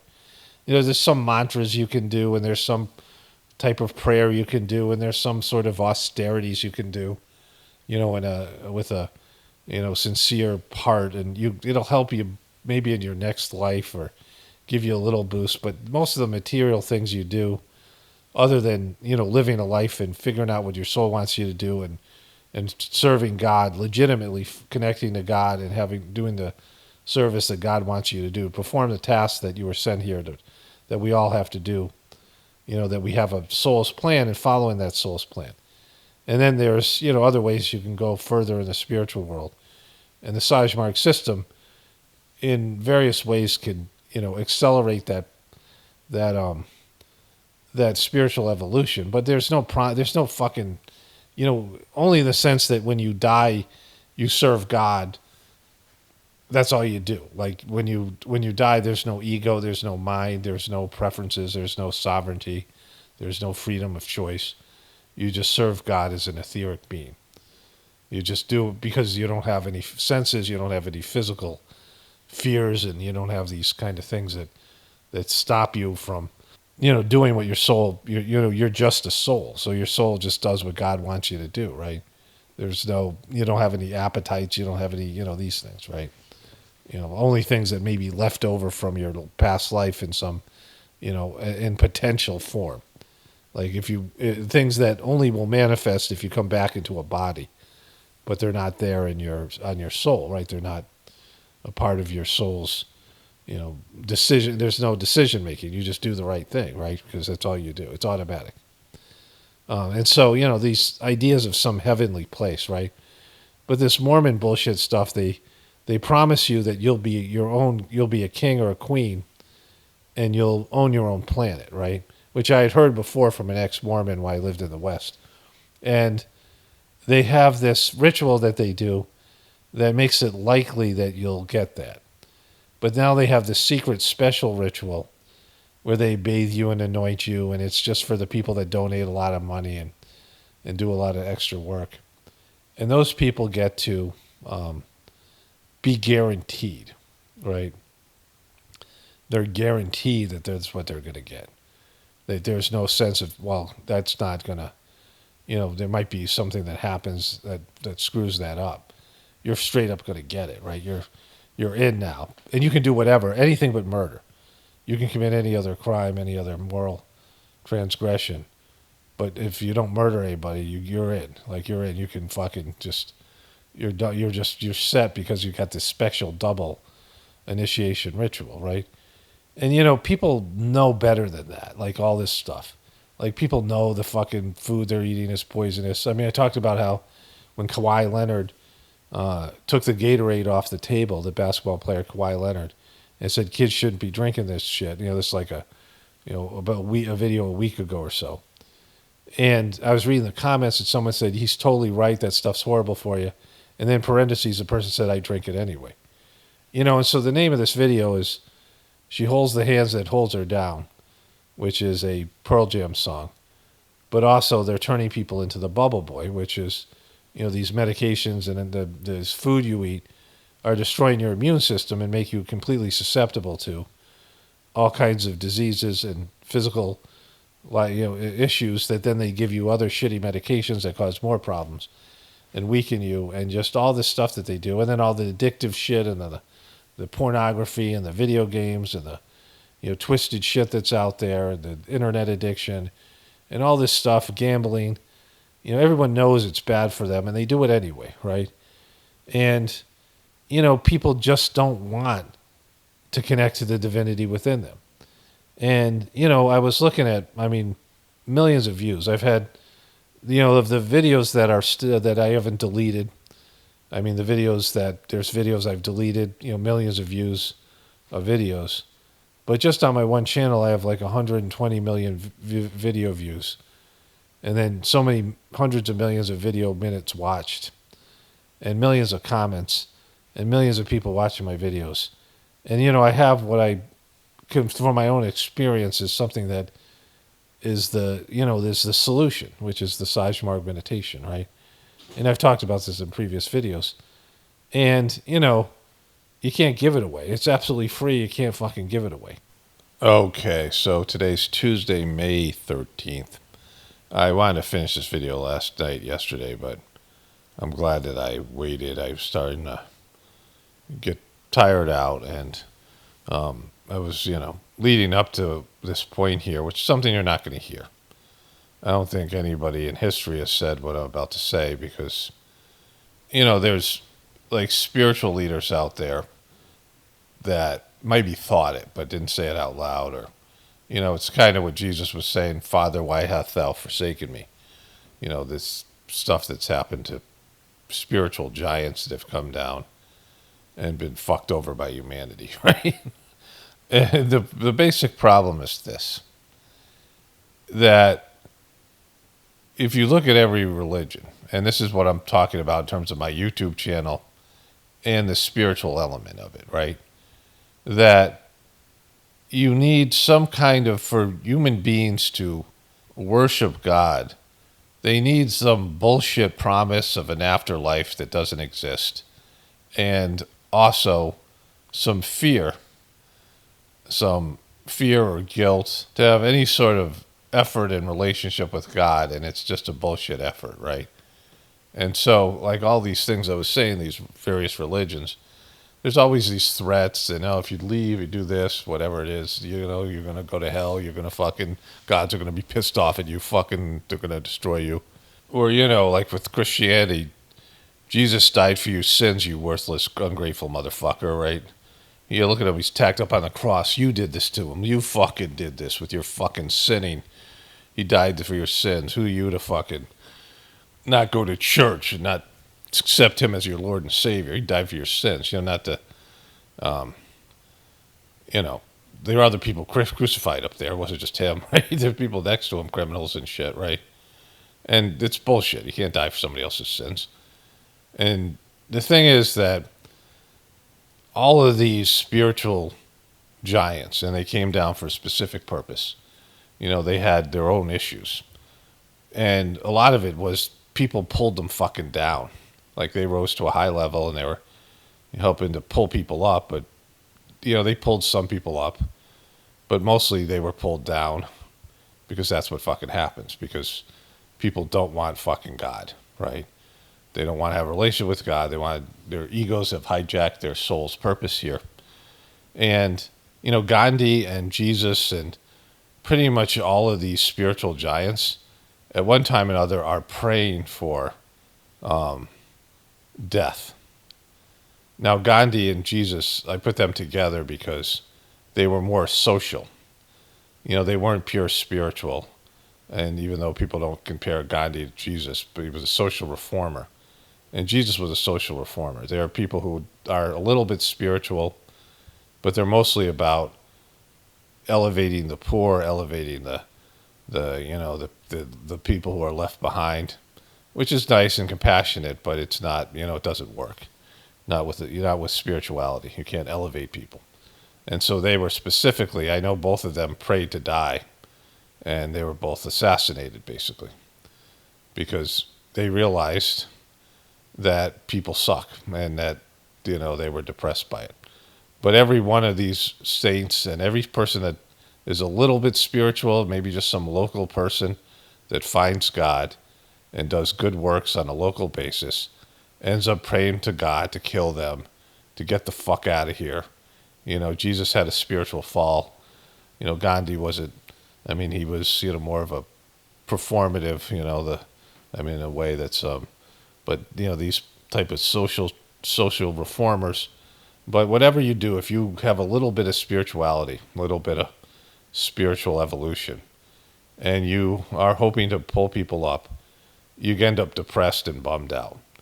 It happened with the three masters of the Sajark system. The first one, Lalaji, he had only 200 people there. Only 200 fucking people. And out of 200 people, there are enough fucking pieces of shit in there that then they were, many of them were like true spiritual seekers. That's the sad part. There's people who actually look to pursue God. They don't need incentives.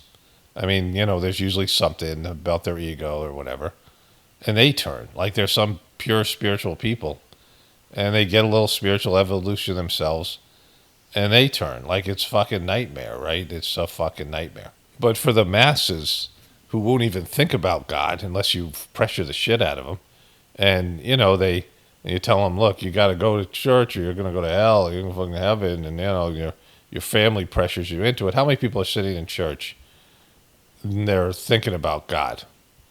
They're listening to what's going on. They're not fantasizing about some, romantic interest they have at church, or everyone's wearing their Sunday best and whatever, or thinking of bad thoughts and gossiping and all this shit, or daydreaming, waiting to watch the football games or whatever it might be, right? Like, there's how many really good Christians are there? Like, what percentage of the people are actually think about God and read the Bible, and in a way, not to be a dick about it and throw it in people's faces and lord the Bible over them as they win arguments by quoting scripture and posting fucking comments about, well, Jesus said this, oh, look at this, oh, look at this, right? That kind of bullshit. But actually feel God's love and are want to generously expand this this feeling for other people, right? Like really good spiritual interacting with God, like almost none of them. And this is with every religion, because when you have to fucking bribe people, when you have to threaten them and offer some bullshit afterlife, right? 70 virgins and a mule for these jihadists, if that's even a real thing. I throw in the mule, but they're going to go to heaven with 70 virgins. How the fuck does that work, right? You don't have a dick, right? You're going to get like 70 etheric dicks for your what does virgins even mean? In an etheric level, they don't have a body, right? You're not going to physically have sexual intercourse as an etheric being. But they promise these things, and allegedly these suicide bombers who may or may not even exist. Who the fuck knows? Like, if that's a real thing or not. Like, it's all bullshit and lies anyway. But if it is a real thing, like it's a pattern of having to be incentivized to connect to God. That people need lies and manipulation and peer pressure and fear and temptation to have a relationship with God. Every religion has this in it. Some bullshit promise of the afterlife, because you're going to die and you want to, you're going to die, and especially like primitive people where death is just right there. Death is, I was talking about the Viking show or some of these other, ancient times, places were war-torn places, and where you can die any moment. Like, it's just, right there. And anybody can die any moment, but it's just right there in your face, right? I was talking about the car crash and all that stuff. But you can die any moment, and what happens to you? So, they want a deal, and they have to hear about this deal because it makes them psychologically feel good to know that they're taken care of after death. And then, what happens if you die and you don't go to heaven? Well, you got to go to hell, right? So, but if you incentivize people, you have to give them something, right? You have to promise some glorious pleasure-based afterlife, or impotent, powerless people could get promised power. You're going to be a king of some planet, and you're going to, if you want, you can bring your wife along. The Mormons, they have this secret name that the wife tells the husband, but the husband doesn't tell the wife his secret name. And God calls the husband, after, like, his wife might be dead years ago, right? She's sitting in her grave. Her soul's just waiting there. And this is why women hate Mormonism. And then the husband hears his secret name that God calls him, and he goes up. And then if he feels like it, he calls his wife. He may or may not do it, and she gets sucked up to heaven. So it means that she has to be extra. She not only has to, kiss the religion's ass and God's ass, but she has to kiss her husband's ass to make sure that he calls her up after she, this bullshit stuff that people, like, people buy this shit, right? Like, how, why do you get your own planet, right? Like, why would you get that? Well, that's what they, back in those days, people wanted to be a king. Being a king was a big deal. Being a queen, whatever it is. And so they wanted these things. So they, They thought, all right, what do people want? Well, let's sell them that shit, right? And so, the truth of the matter is that when you are an actually spiritual person, you're going to suffer more pain than the average person. Number one, you have to go through cleaning. So anything you've brought in from a past life, here's some scars, these things. I mean, this is why Sajark is so much better than all these other, let's say Sajark was completely bullshit. It doesn't sugarcoat anything. And it's not bullshit because the transmission and cleaning work, right? But that's why there people won't do it. Because, you're not, there's nothing for your ego to grab onto. And so, this is what the truth is. When you become a spiritual person, it isn't going to make your life better. It'll make your ability to deal with life better. And when you have a relationship with God, it's an amazing thing. It's an amazing thing to have a relationship with God. I've done this for 33 years, I think now. I guess it'll be 32 in August. August 3rd, 1993.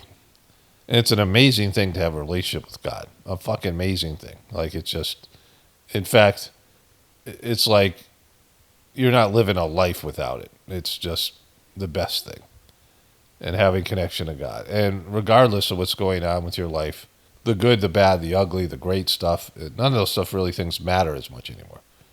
It's just you want to get back to and spend time getting focused and connecting to God. I just had this sort of spiritual breakthrough. There's times that I'm speaking from memory. And there's times I'm speaking from having intense, interconnected experience with God. Where I'm like, oh my God, yeah, how amazing this is. I forgot how great it is. Because, when it's happening, memories are, kind of cool. But other than I was talking about trauma and the original audio, which those of you who want to go back and listen to the whole thing, it'll be on the Gratefullness meditation channel, I believe on Saturday. Today's Tuesday, May 13th. This video will be up on my regular channel. And then I'll put this whole video and then the audio up on Gratefullness meditation. And it'll also be a journey series, probably tomorrow, maybe Wednesday. I don't know. Probably Wednesday. And so, it'll be a complete video there as well. I have these times where it's very intense, the experiences and the connection. Very aware of it. I go through a deep cleaning and I'm like, oh, this thing's so amazing. The Sajark system. I'm really in it in a way that it's so tangible, as much as a spiritual thing can be tangible. I'm like, oh my God, this thing's so amazing. I'm so lucky. I'm so grateful that I have this practice and I'm able to have these, moments or whatever it is. And then, I'm on a daily basis, the connection is there through the prayer and the meditations and just, when I do the YouTube videos, I can feel the energy flowing through and the connection. And, it's just living my life before that, before I was 29. And then the moments, these years where I get pulled away from it and, whatever it is. And a couple times I quit. I kind of quit. I knew it was like a bullshit, just having a, tantrum kind of quitting, which people go through. But, and immediately knowing that I can't quit because it's all there is, right? Even though, whatever, I want to blame God for this, that, and the other thing.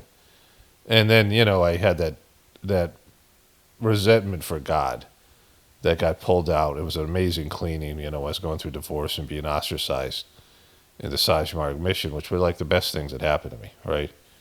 And so I can speak from experience that it's just the best thing. And, all this bullshit about making your life better, well, it does make your life better in a way that, isn't sellable. It makes your life better, not makes you rich and powerful, not makes your life easy. In fact, things have to be pulled out of you that might take many lives for you to clean out on your own. So all the bullshit that's inside of you that, needs to come out so you can connect to God, all the experiences you have to go through, is accelerated. So you're going to suffer more, and less at the same time. And that's the beauty of the cleaning process. But, if you want to have a relationship with God, then purification is a part of it, regardless of what system you use. And Sajark is the best system because of the cleaning that's done and the fact that some scars can be minimized. And so it's a gift, and people don't know about it, don't care, because they don't want to face up to their bullshit. They want to stuff it back down and just live their lives and not, just kick the can down the road, because people suck, and that's just, human nature. People don't want to suffer the things they need to suffer to connect to God. And, all the people out there, all the religions out there that say you don't have to suffer, well, Jesus died for your sins, well, they're lying to you. And they make it, that's why you have lots of bad, when you have to incentivize people and lie to them and tell them, give them false promises, then you're going to have shitty practitioners. You're going to have shitty Christians or shitty Muslims or shitty Hindus or whatever it is, right? Like, if you got to lie to them, then they're not fucking there for the right reason. It's like you're promising something for them to do what they should do naturally. Like, deep down, you want to have a relationship with God. Everyone has that inside of them. There's a craving for it. You need God. You can't survive without your soul, right? Like I've said this before, 40 days without food, 3 days without water, 10 minutes without oxygen, and not a microsecond, not a millisecond without your soul and God's love.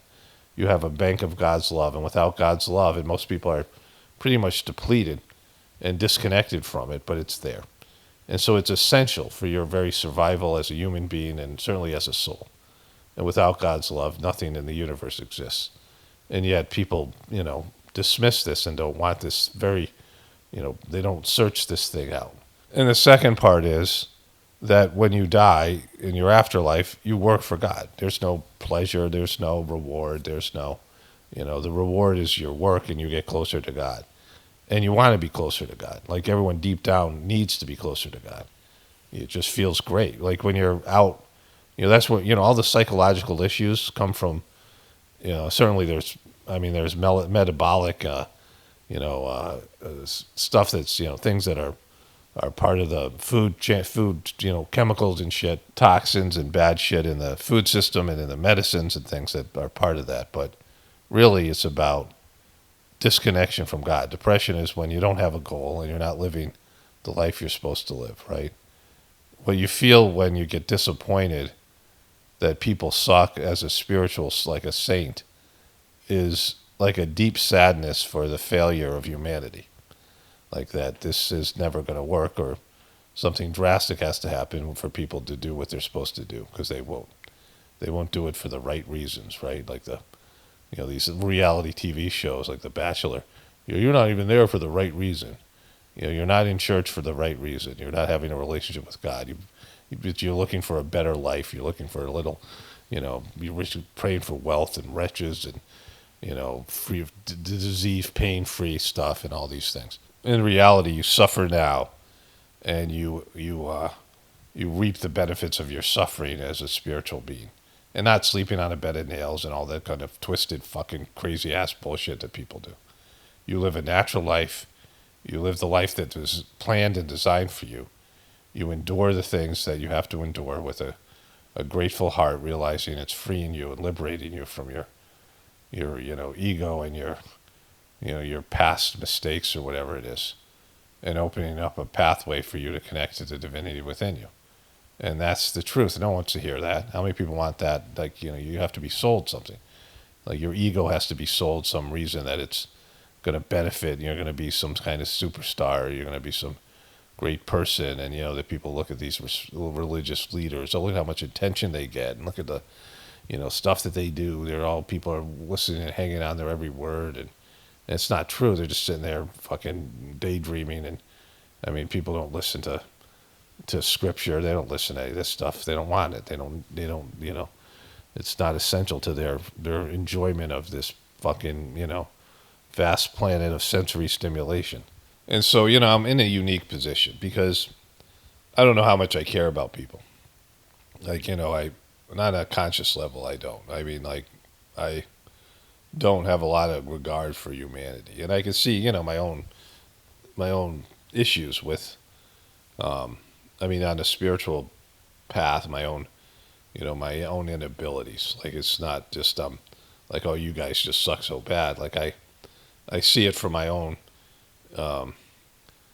lack of effort, my own lack of devotion to God. I have some privileges, and the experiences I've had and the things that have opened up for me on the spiritual path in the Sajark system. And, I feel like my commitment should be better, like it should be more, like on an overall basis.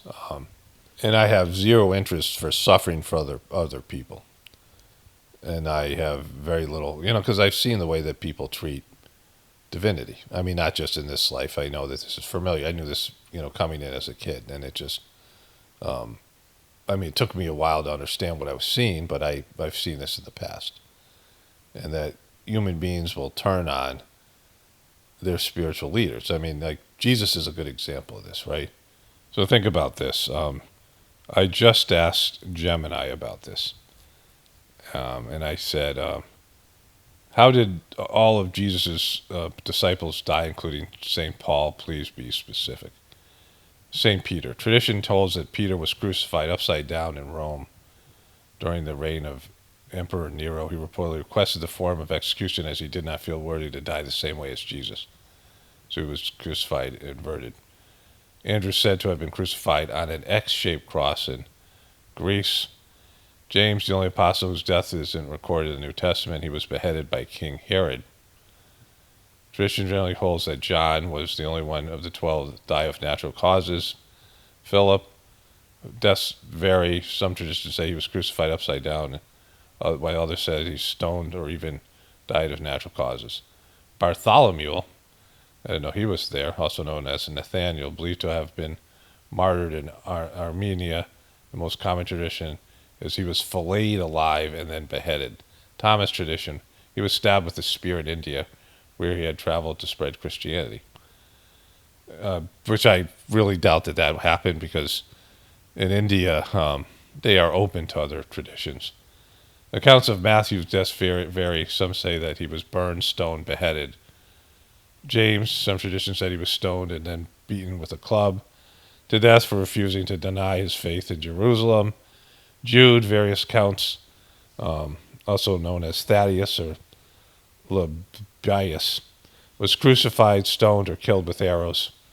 Simon, the Zealot, tradition said he was crucified or sawed in half in Persian, another part of the Middle East. Judas Iscariot died by suicide, and Matthias, chosen by tradition, says he was stoned and beheaded. St. Paul was not one of the original 12. That's why I included that he was beheaded in Rome. And so there's other, accounts of this, but they're all bad, right? They say only one of these people died of natural causes, lived till the end of their lives. So then I asked about other Christian saints and how they died, and the list is too long to say all these ones. St. Stephen, he was stoned to death, sent to Rome to be thrown to wild beasts. St. Ignatius, someone else burned by the stake, beheaded, trampled by wild animals, roasted alive on a gridiron, beheaded, exposed naked on a frozen lake, beheaded. Prestes, she was sentenced, this woman, St. Margaret Chitterlow, was pressed to death under a heavy door loaded with stones, hanged, and then, someone cut off before being tomahawked. This one guy, he was tomahawked. This Canadian martyr. Burned to death, burned alive, stabbed to death. Just whatever it is, right? There's all these things. And so, this is part of the problem with humanity, and especially people in the West. I mean, the sick thing about Jesus is these people, he turned water into wine, he did miracles, he did all these things.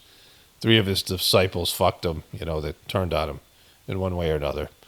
And Peter denied him, Thomas doubted him, and Jesus betrayed him. 3 out of 12. And, the other ones, after Jesus' death, what they went through in terms of, the fear of being killed, what they might have said and what they might have done. And then all those other people that were there with him, that followed him and then were spitting at him and jeering him when he was being crucified, right? They turned on him. And then all the ways that Christians and these various churches and, the religions and the power blocks have mistreated people and forcefully converting them making them into Christians in Ireland and Scotland and these other countries, and what they did in terms of wars and the Crusades and all the bad shit they did in Jesus' name, because they're allegedly trying to save these people. Yeah, we're just trying to keep you safe.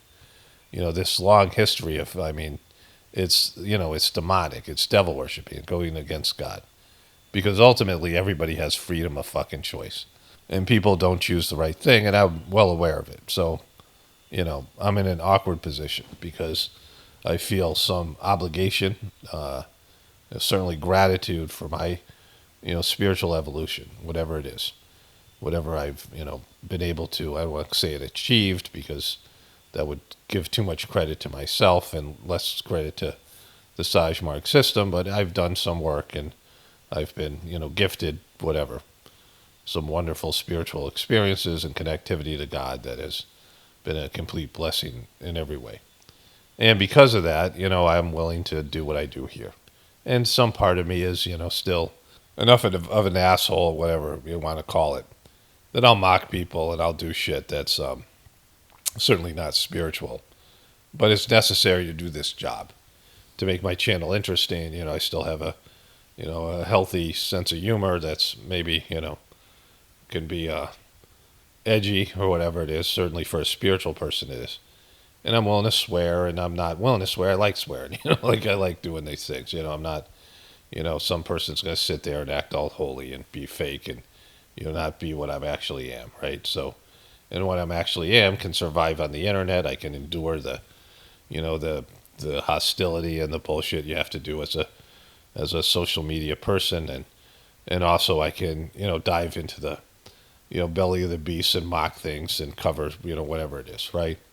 And so as I scroll through my channel, I realized that the theme here is, when I would cover Britney videos and, make fun of Britney dancing, and I'd, cover Alec Baldwin, and I do these things. And, I was always aware, not that I didn't enjoy making fun of these people. I had given sort of a hall pass to be able to, do this stuff, because there was a spiritual message that people needed to hear. This essential one, that divinity is within you, which for Western people is, you just don't get it. Like other people who grow up with it, and it's just in their DNA. But white people in the Americas, Europe and these countries, it's just not there. Like it's never been there. Occasionally you have a soul that had numerous lives in other cultures and had, other experiences. So someone who has that experience, I've had it, for example, understands it, but most people in the East and the Western part of the world don't. And it's certainly not in our culture and in our religion. And so we don't get it. And it's there to get, but we don't, And so it's a very simple message. I wrote a little children's book about it and all that stuff.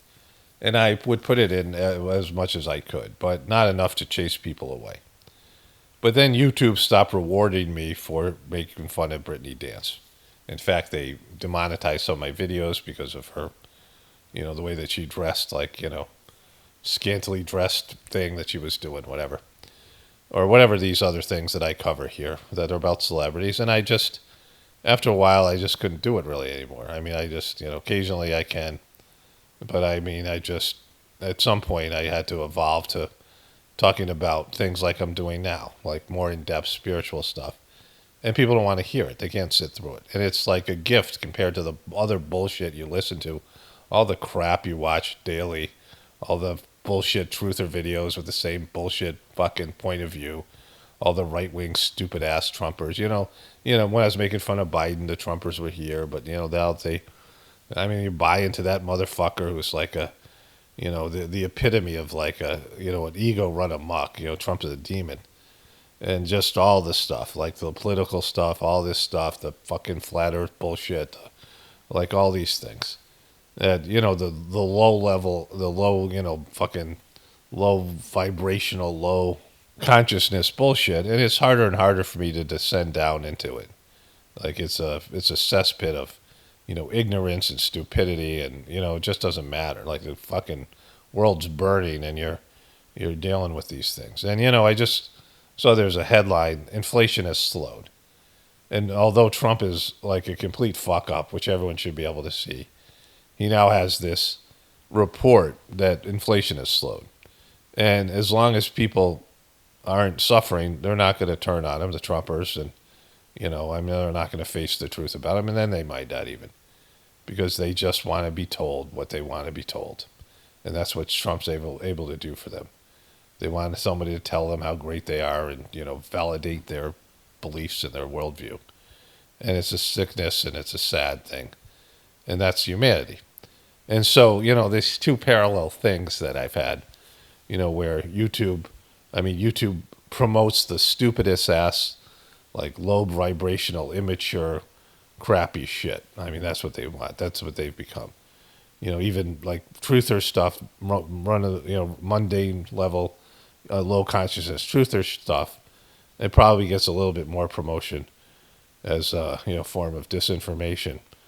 There's some things that are out and out lies, and they don't want to promote the higher because it's all degraded and demonic, and so they don't even recognize the higher. And so for me, I have to weave in fucking bullshit mundane things and dive into the beast. And YouTube doesn't even, like I said, reward it anymore. And so, it's this, my channel being suffocated for evolving, for my, my own personal evolution. And, the Sajark system, this is Christian teaching. You don't throw pearls before swine. But in the Sajark system, that's not the case. One of the masters said, we throw pearls before swine all the time. And it kind of is, could be another title of this video, Pearls Before Swine. And even, in this context, like me doing what I've done here, people just don't want the higher. They have to be incentivized with some bullshit story that has, egotistical ramifications and some bribe or some, gift that they're not getting, some promise that can't be fulfilled to do what they should do naturally, which is seek an internal relationship to God. And so, maybe there's a pathway here. I mean, the Sajark system, you can be born, if it's around for 10,000 years, which, with Daji being a piece of shit, which is the other part of my thing, having experienced these failures of people who were doing what they were supposed to be doing, that were seeking a connection to God through the previous masters of the Sajark system. And then Daji comes in and they lose their shit and they don't know how to deal with it, right? So I'm in a unique position in that regard as well. And just from an observational standpoint, without knowing what can happen in the future in terms of post-apocalyptic, wailing, begging God. That's the other part. Then all of a sudden when people get cancer and their lives go to shit, they run back to God in, whatever form that they think is the best for them. The only thing they know is their stupid-ass religion. And they run back to God and pray for, salvation or mercy or whatever it is, some miracle that can't happen. And, all of a sudden they need God, right? After years of ignoring and going against their soul's path and, the divinity within them. And then they, it's pathetic, right? Like it's just a condemnation of the human race. And, there's some good people, whatever you want to say, but even then, people don't want to, do what they should just naturally do anyway. They should feel, they can still live a material life, but also have a relationship with God. The Sajark practice is like about an hour and 10 minutes a day. No, it's, I guess it's an hour and 40 minutes a day. You're devoting an hour and, depending on, even if you don't meditate for a whole hour, which people don't. So, it's an hour meditation in the morning, a half hour cleaning, and some prayer before you go to bed, and the 9 o'clock prayer, which is 15 minutes. And, just committing a little bit of your time.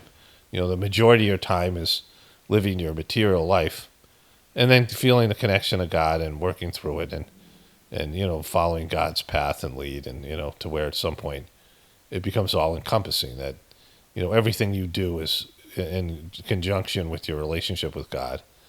And your life is, a dream then in terms of you're on the right path and you feel good and you see things and your consciousness raises and you do more and more work for God because it feels great to do it. And you have, this, once Babaji was asked, like, what are you? Like, what describe yourself, which is a fucked up thing to ask to a spiritual person. But he said, I am what I ought to be.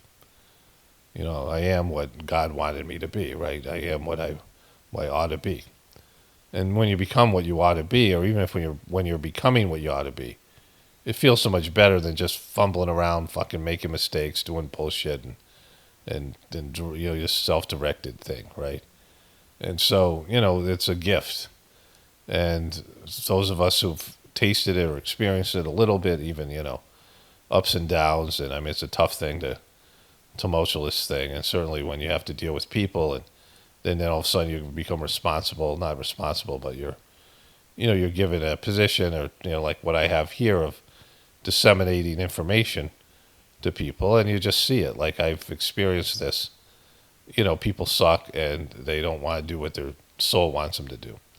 Their egos have hijacked their souls, and most people are just so dead inside and so lifeless and so automatized in some way, and just their gambling addiction and their other addictions and the medications and the fucking beastly system, and it's all running their existence, and they don't have any life force, any spark, any flame inside of them, a desire, an inner compulsion, to a need to connect to God, a curiosity of what's out there on a spiritual level, what's inside of them.